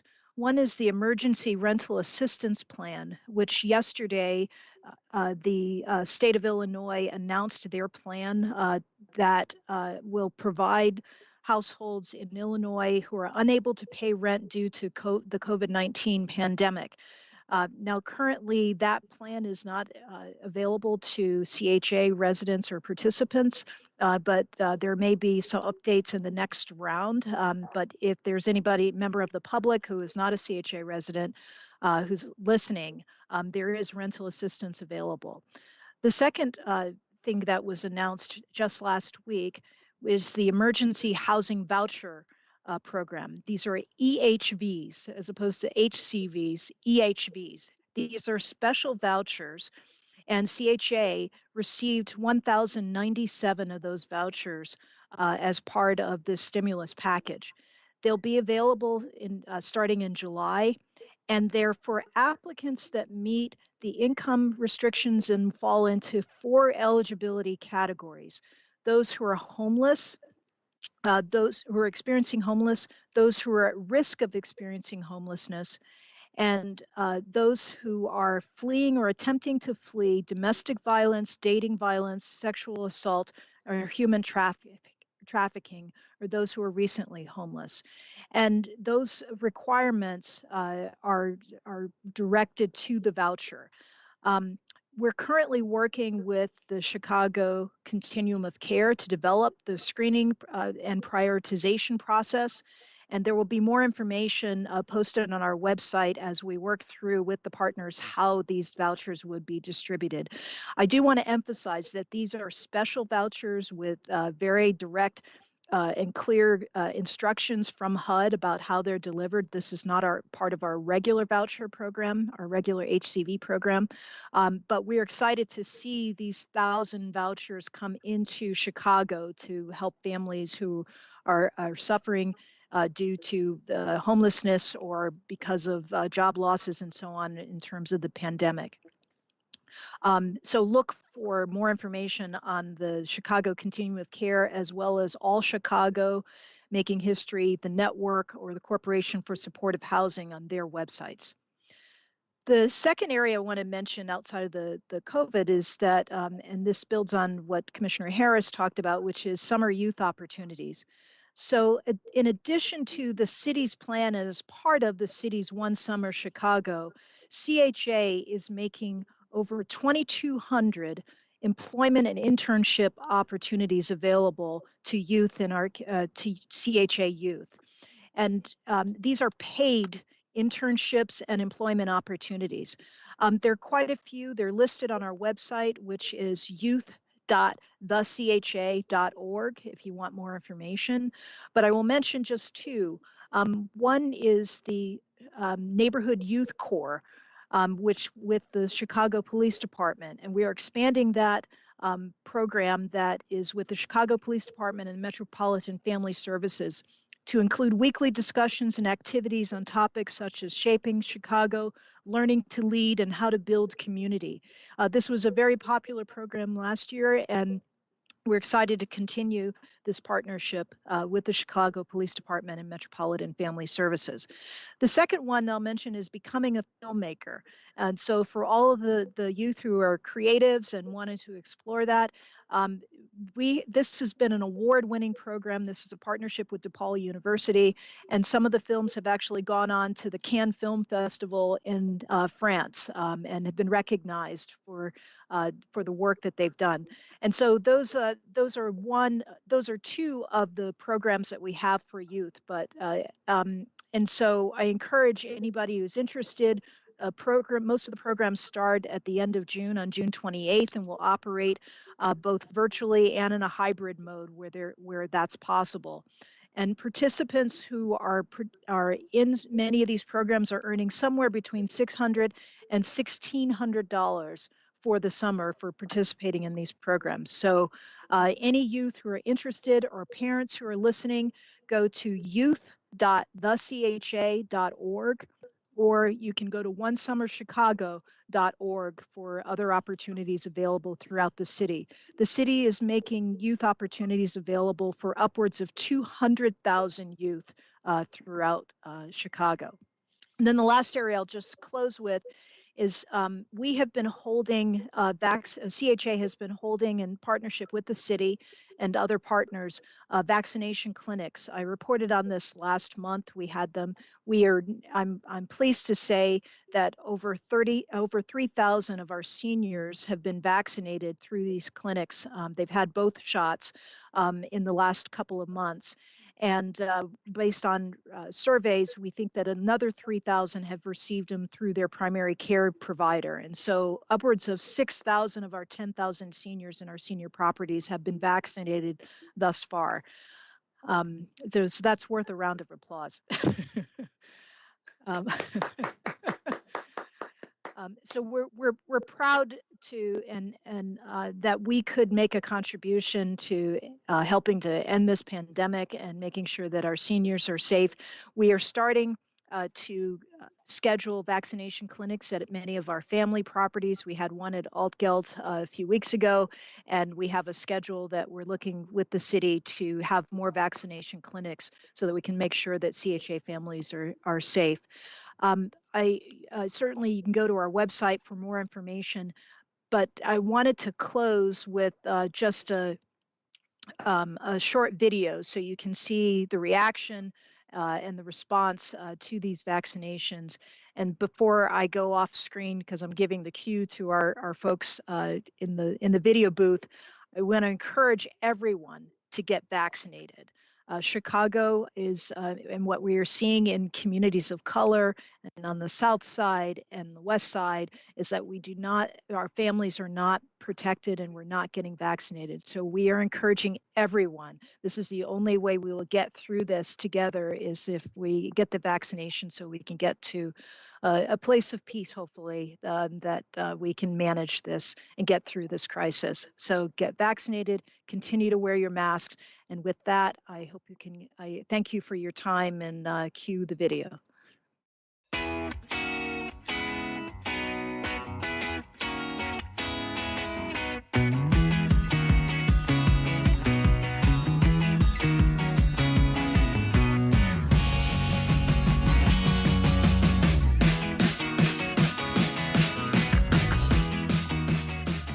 I'm glad I took the shot. Quick, easy, not painful at all.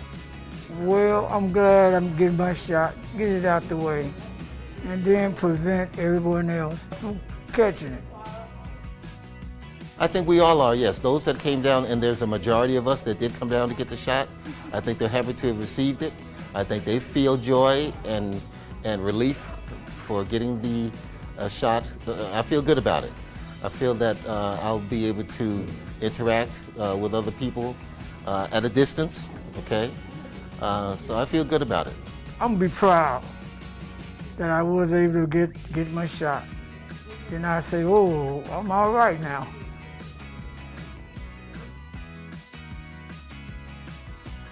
Thank you to everyone who's already gotten their COVID-19 vaccine so far. All Chicagoans aged 16 and up are now eligible for a COVID-19 vaccination. If you're a CHA resident and you still need help finding a place to get vaccinated, remember your resident service coordinator or your family works provider can help. Thanks again, and please stay safe.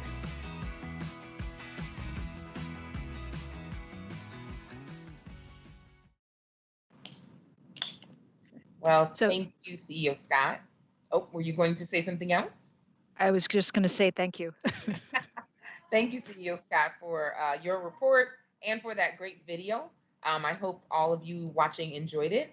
Right now, we're going to move on to the approval of resolutions and committee reports.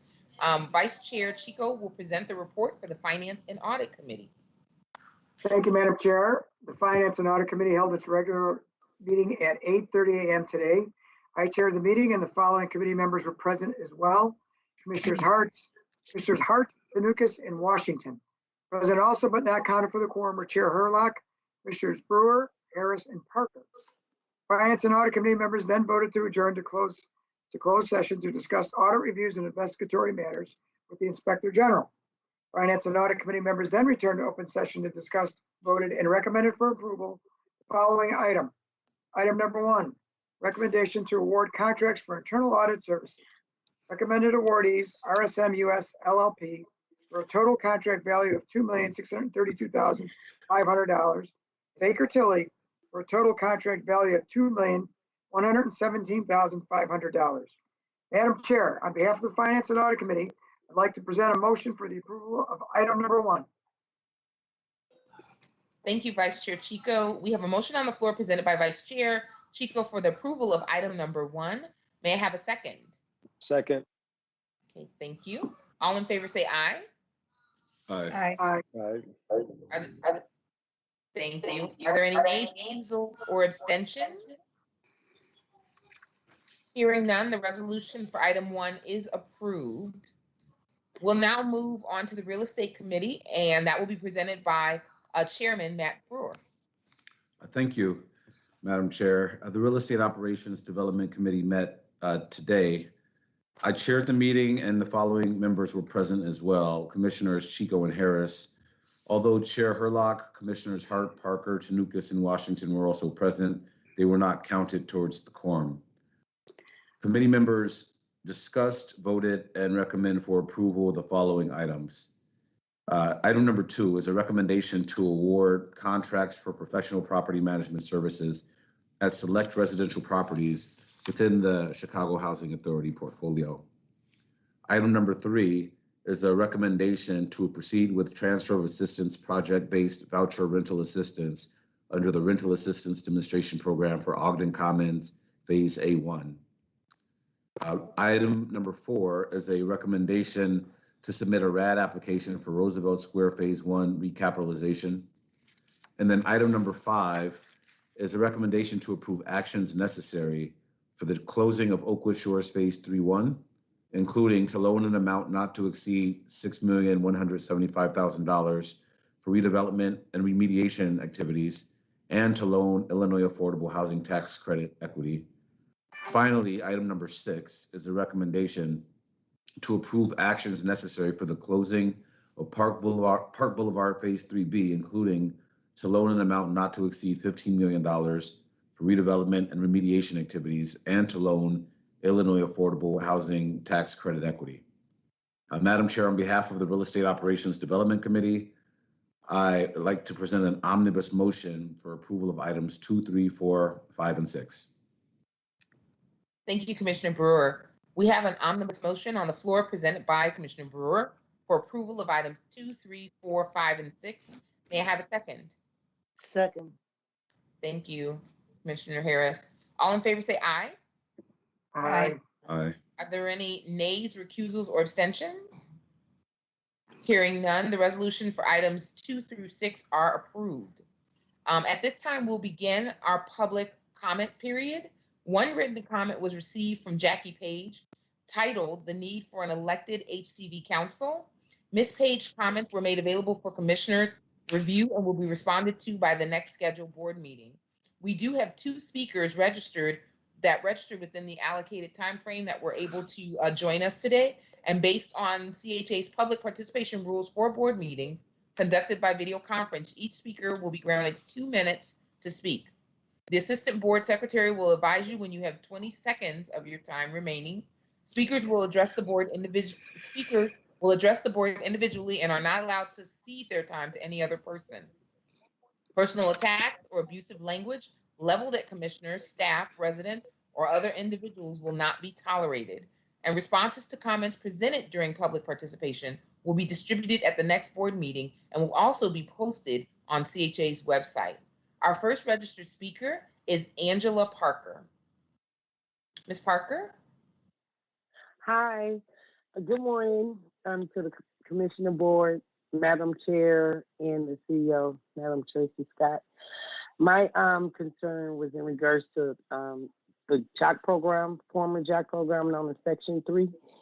And I had a question in regard, do you have a definitive date as of when it will actually start? I know that they're in the e-builder phase and they're trying to get everything going, but is it a definitive date out there for when it will start? I'm going to turn that over to CEO Scott. That's your full premise of your comment, because you only have 2 minutes. I just want to make sure. Okay. And then also I like to add before my 2 minutes is up, that the JOC program actually serves as a panacea for the public rejection we received through the years, and it has been very successful. I myself, Angela Parker, the founder and CEO of Ryan's Cleaning Services, I had the opportunity to hire a lot of residents, and I had 5 who actually gave up the government assistance due to the JOC program, and they moved on and they pay market rate rent now. And I was wondering, will we have the same opportunity moving forward, because the program has been not started as of yet, and I have some of the residents that still work with me and still on payroll. They really was looking forward to, trying to get out of CHA, but we got stopped with the JOC program. And I know that you guys are not only our source of income as far as being a business, I do have other contracts, but the JOC program provided a great deal of assistance to a lot of the residents. So I'm just trying to find out when will it get started and what is the date? Ms. Parker, thank you so much for your comments. We really do appreciate the JOC program and all the headway that it's made, and your comments about how you've used it to leverage your own business, but that it's not the only business that you have. I will allow, although we will be responding to these comments, I will allow CEO Scott, if you wanted to mention about when will it start, because I think that's a very easy question. Thank you, Madam Chair. Thank you, Ms. Parker, for your comments, and I'm glad that you have participated and benefited also from the work with the former JOC. So we do have new contracts in place that were put in place last year. They're part of what we're calling the Section 3 pool contractors, because the board awarded contracts to a new set of contractors, some who had previous contracts and others that were new to the program. Those contracts have been assigned work starting the beginning of this year, the beginning of 2021. And at the same time, we were going through a computer system change. As you know, we have been implementing the e-builder software. And so we have experienced some delays with that, but I'm assured by my staff that within the next week or two, you should start seeing all of that going through so that we can begin the work that was assigned earlier this year. And we expect the Section 3 pool contractors to be quite busy through the rest of the year. If I could, Madam Chair, just as a note, we have also been working on the Section 3 program, and there's some changes that will be coming up, which we'll talk about later in the year. But we have made contracts available to Section 3 businesses, even if you're not in the Section 3 pool, that they're available for Section 3 and MWDBE businesses to bid on, and those are currently on our website through the procurement. And so if there are businesses out there that are interested in working with CHA, we encourage you to go to our website. Thank you. Thank you, CEO Okay, Scott. I'll continue to trust I'll continue to trust in the process, and I look forward to getting started. Thank you so much, Ms. Parker. We will now go on to our second registered speaker, who is Miss Carla Jackson. Good morning, board meeting. This is Carla Jackson. Can you hear me? Yes, we can. Thank you so much, Ms. Jackson. Okay. My concern is that for the last year or so, I've been having serious problems reaching certain people that work for CHA, like Kamala Yancey. Every time I call her or anyone else, it takes them like 2-3 months to get back with me. And by that time, I think the problem's been resolved. And I'm just really, really frustrated about it. I'm just really tired of keep calling, never getting no answer, or getting their voicemails and leaving messages, emailing, and all these certain things, and not really getting the response that I need. And I just feel like some rules need to be laid out. If y'all giving us rules that we have to follow, I believe that the employees that work for CHA who's supposed to assist us, it needs to be some rules laid out to them as well, because I just feel like they're using this pandemic for excuse to, whenever they do call back, they be saying they got 40,000 people that lives that they are servicing. But what I'm saying is, I understand that, but if it's a problem with y'all reaching back out to the resident, then y'all need to have other people. But I don't really think that's what it is. I just think it's about this pandemic, and people are using this for a scapegoat, not to reach back out to me, or I don't know about anyone else. I'm just talking about me. It may be happening to other residents too. I don't know, but I know I've been affected by it. Every time I try to call about a problem that I'm having and I need for them to solve it, I can never reach anyone. And I'm just really fed up with that. And I just think some rules need to be laid down to them. And I believe, and I know that they need to be executed as well. Ms. Jackson, you have 15 seconds. If you all want us to follow rules, they need to follow them as well. Thank you. Ms. Jackson, thank you very much for your comments and for just alerting us to some of the difficulties that you've been having. And we will have someone, not only will your comments be addressed in the next board meeting in written fashion, but someone will be following up with you. Thank you again. Thank you as well. Have a good day. You as well. Since that was the last registered speaker, I'd like to thank both speakers, all three speakers, commenters on their comments and concerns. As I mentioned before, we will distribute responses to those comments at the next board meeting, and we'll also post them on the CHA's website. A few announcements before the board goes into closed session. Our next committee and board meetings are scheduled for Tuesday, July 20th at 8:30 a.m. The July meeting is our annual board meeting, and pending further changes in the gubernatorial executive orders will be scheduled via video broadcast. I apologize, I have a child virtually learning in the next room. As a reminder, visit our website or call the board secretary's office if you'd like to register to speak during public commentary sessions for our live stream broadcast. I will now present a motion to go into closed meeting for approximately 30 minutes or so. In addition to item number 7 on the agenda, and in accordance with the Open Meetings Act, the board may discuss matters under the following exceptions: personnel-related matters, C1 and C2, pending, imminent, or probable litigation under C11, purchase, sale, or lease of real estate property under C5 and C6, and audit review under C29. May I have a second? Second. Okay, thank you. All in favor say aye. Aye. Are there any opposed votes? Okay, hearing none, we'll go into closed session and we will be back in approximately 30 minutes.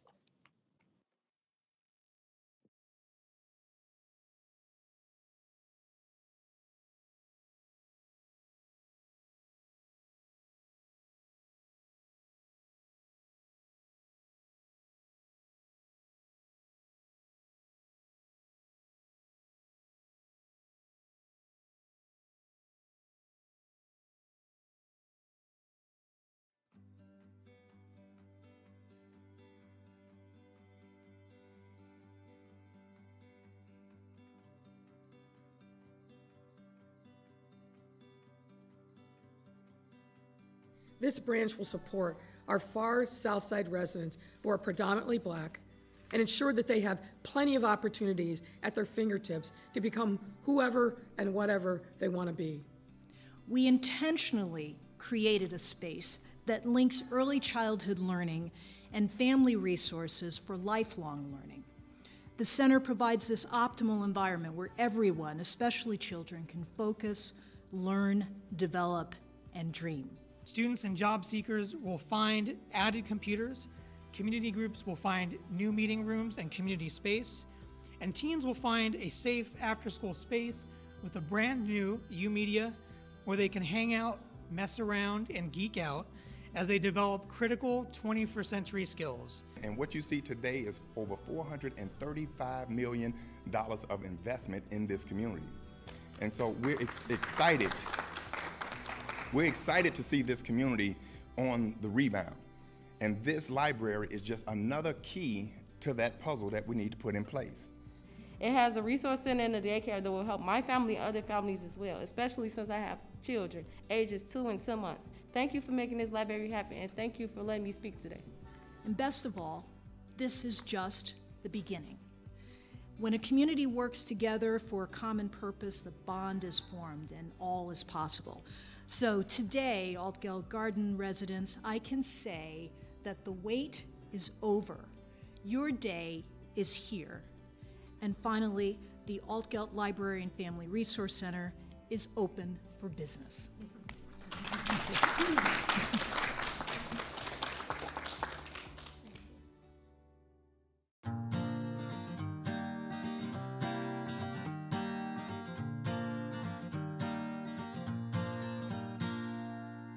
Our commitment here of the project-based vouchers will make it possible for 24 families from our waiting list to have stable housing. It will also make it possible for those who were here at Cabrini Green before to return, and they will have preference on these units. So this is a development that's going to give folks housing, affordable and CHA, but also it's going to give folks an opportunity to work. This commitment to affordable housing at this site never wavered, and due to your early insistence, became the blueprint for the ARO ordinance and later the pilot zone ordinance. And so we are really proud to be part of this groundbreaking today, that it's taking the city another step towards its ambition to be a more inclusive and equitable city. We're really excited to be part of this project. This is going to be an apartment building where if you earn $22,000 a year, you can live here. And if you earn $100,000 a year, you can live here. That is a vision for not just this neighborhood, but really the whole city, the whole state. When we complete projects like this, we're making it possible for the families, low-income families, and children who live in these communities to walk tall and envision greater for themselves.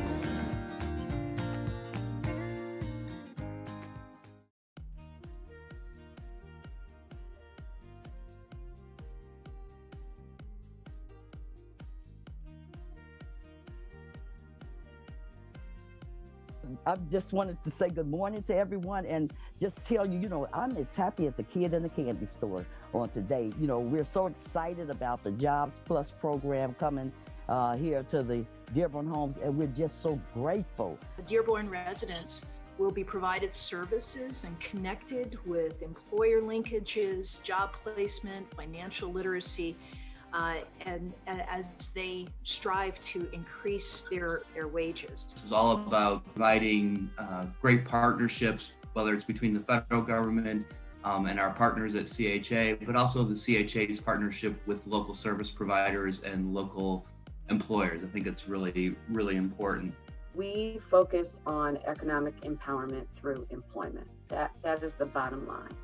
What we recognize is that in the absence of meaningful work, we cannot support ourselves, we cannot support our families, and we cannot sustain and develop our communities. I support this initiative. I think it's important to have local organizations that can help provide services to people and get them ready for employment. Because what we're building here is a culture of work, but more importantly, we're building the pride that comes from work and from providing for your families and for children's growth. And so I want to thank everybody who's involved in this and everybody who will contribute to this over the next 4 years to make this possible.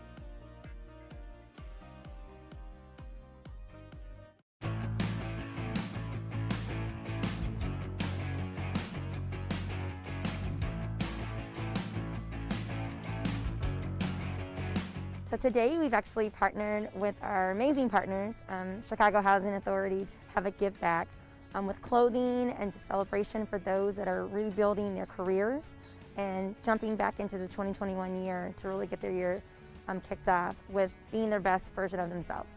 I have seen lots of smiles, lots of interest. Grateful families saying, we really appreciate CHA doing this, and CHA is grateful for the ability to partner with folks like the Daisy Foundation to make this happen.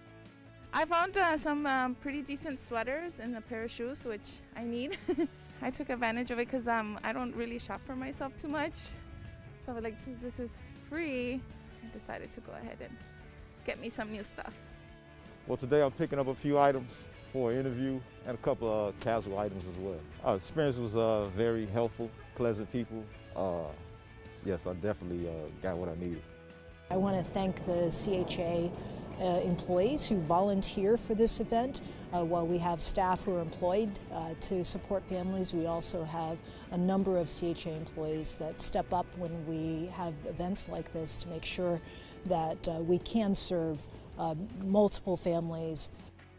When you have an amazing outfit on and it's brand new, because all the items are brand new, you feel better about yourself. You feel confident, and it exudes from the inside out.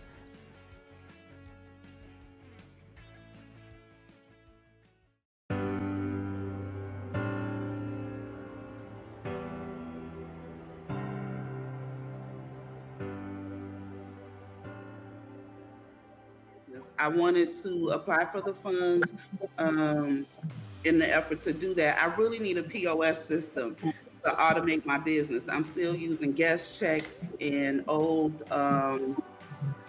cash registers, so a POS system would help me out a lot. I plan on using the money to upgrade equipment, to get better equipment and supplies to fight against the COVID.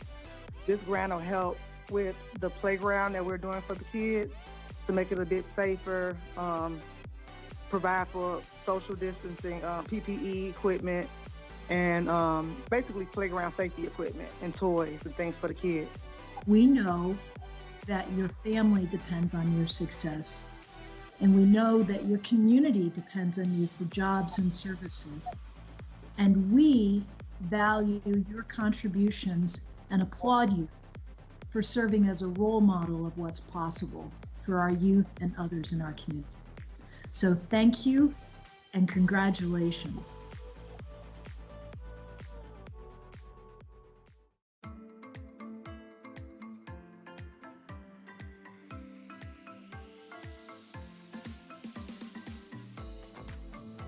And what we do is we meet with young students between the ages of 14 and 20, and we assist them with anything as far as scholarships, financial aid, college applications. Utilizing those job boards, which I mentioned, again, Career Builder, there's tons of other ones out there. There's specialty ones as well, so keep that in mind. So let's say you're a marketing major, there will be marketing job boards out there. Or use every resource you're available, because again, eyes on the prize, and that's graduation, because that's the beginning of the rest of your life.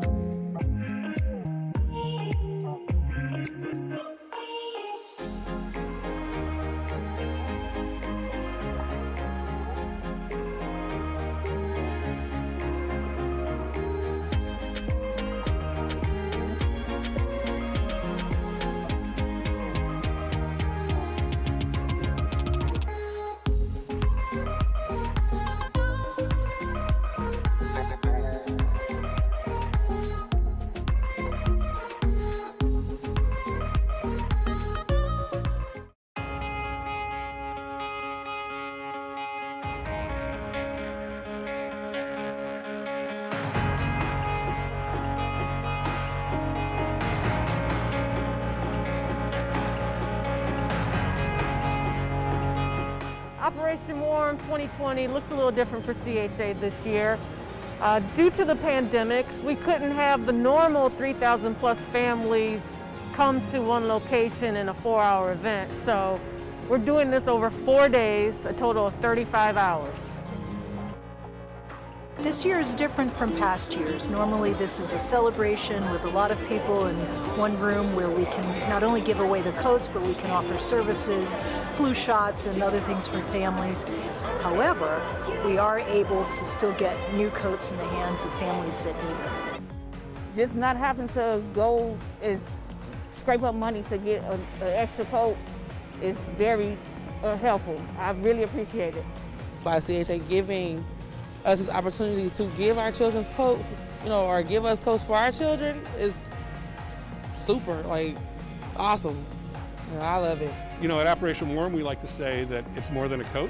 In addition to giving a child warmth, we're giving them confidence, the confidence that comes from having a coat that's brand new, that's stylish, that's in a current color, and the hope that comes from knowing that somebody outside of their immediate family cares enough about them to provide them with that coat.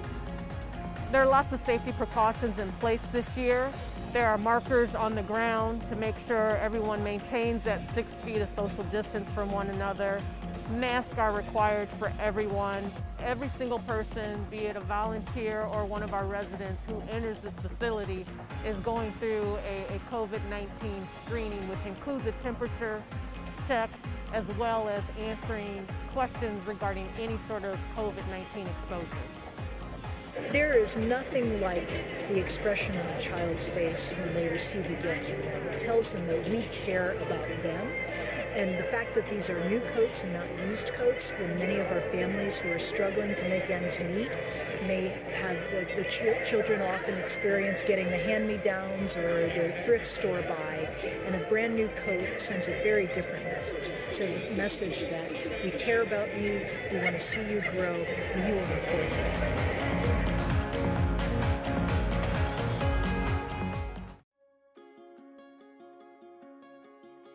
If you're excited to be here today, clap your hands and make some noise out here. It's a good day. We are here today to take the next steps towards creating a more inclusive Chicago, where all residents have access to first-class living experience and the resources they need to lead a happy, safe, and fulfilled lives. And that starts with housing. This project brought together stakeholders across a wide variety of industries to create 84 units for residents to call home, 38 of which will be affordable and 21 of which will be public housing.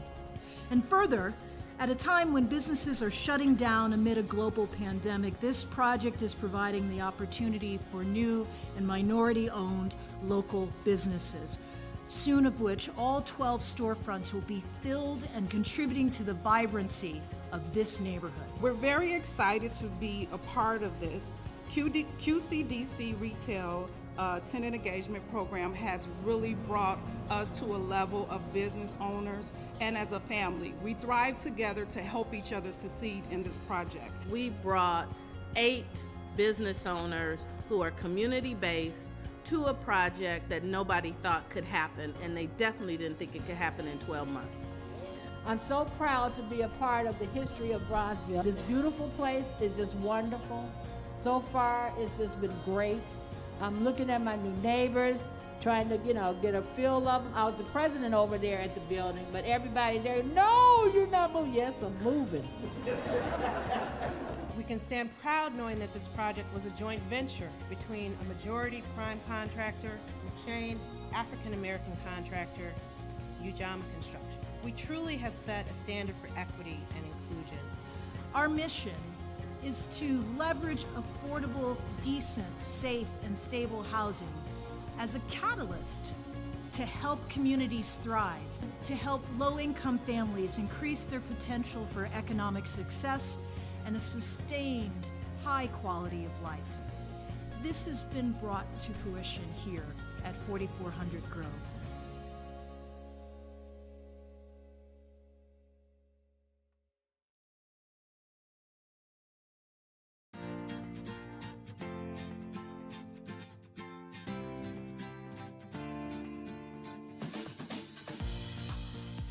got about a dozen CHA team members out here who are packaging up new cloth masks for our seniors.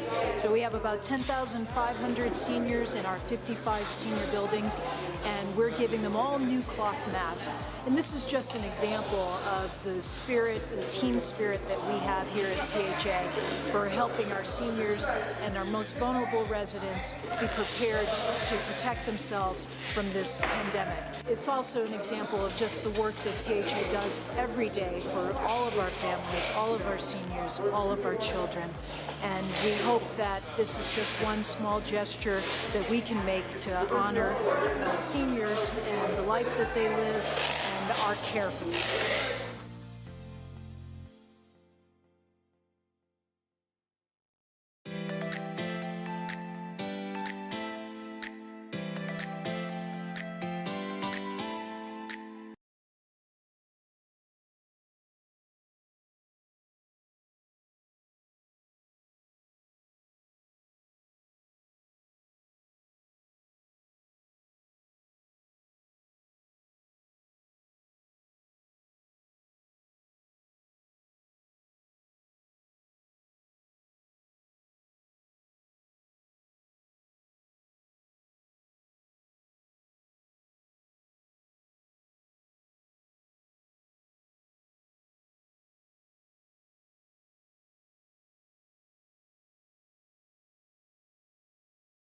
Finished up meeting in closed session, and we are ready to start the second portion of our business session.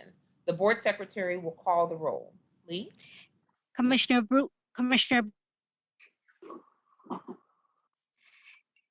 Chico? Here. I'm here. Okay, I did mark you. Commissioner Harris? Here. Commissioner Hart? Here. Commissioner Matanki? Commissioner Parker? Here. Commissioner Tanukas? Here. Commissioner Washington? Here. Commissioner Herluck? Here. Madam Chair, we have a quorum. Wonderful. Commissioners, draft meeting minutes for the meeting of March 16th were included in your meeting materials. May I have a motion to approve the minutes for the regular and closed meetings of March 16th? So moved. Great. Is there a second? Second. Wonderful. Are there any opposed votes, recusals, or abstentions? Hearing none, the minutes are hereby approved as submitted. During closed session, commissioners discussed item number 7, which is the personal action reports. Are there any further questions or comments from commissioners on item number 7? No. Hearing none, may I have a motion to approve item number 7? So moved. Is there a second? Second. Okay, wonderful. All in favor say aye. Aye. Aye. Are there any opposed votes, abstentions, or recusals? Hearing none, the motion carries and the resolution for item number 7 is approved. If there is no further business to come before the board, may I have a motion to adjourn? So moved. All right, thank you. Second. Thank you for the second as well. All in favor say aye. Aye. We will now adjourn the meeting of May 18th. And I hope that everyone has a great day, and we will see you in 2 months. Thank you. Thank you. Thank you, everyone.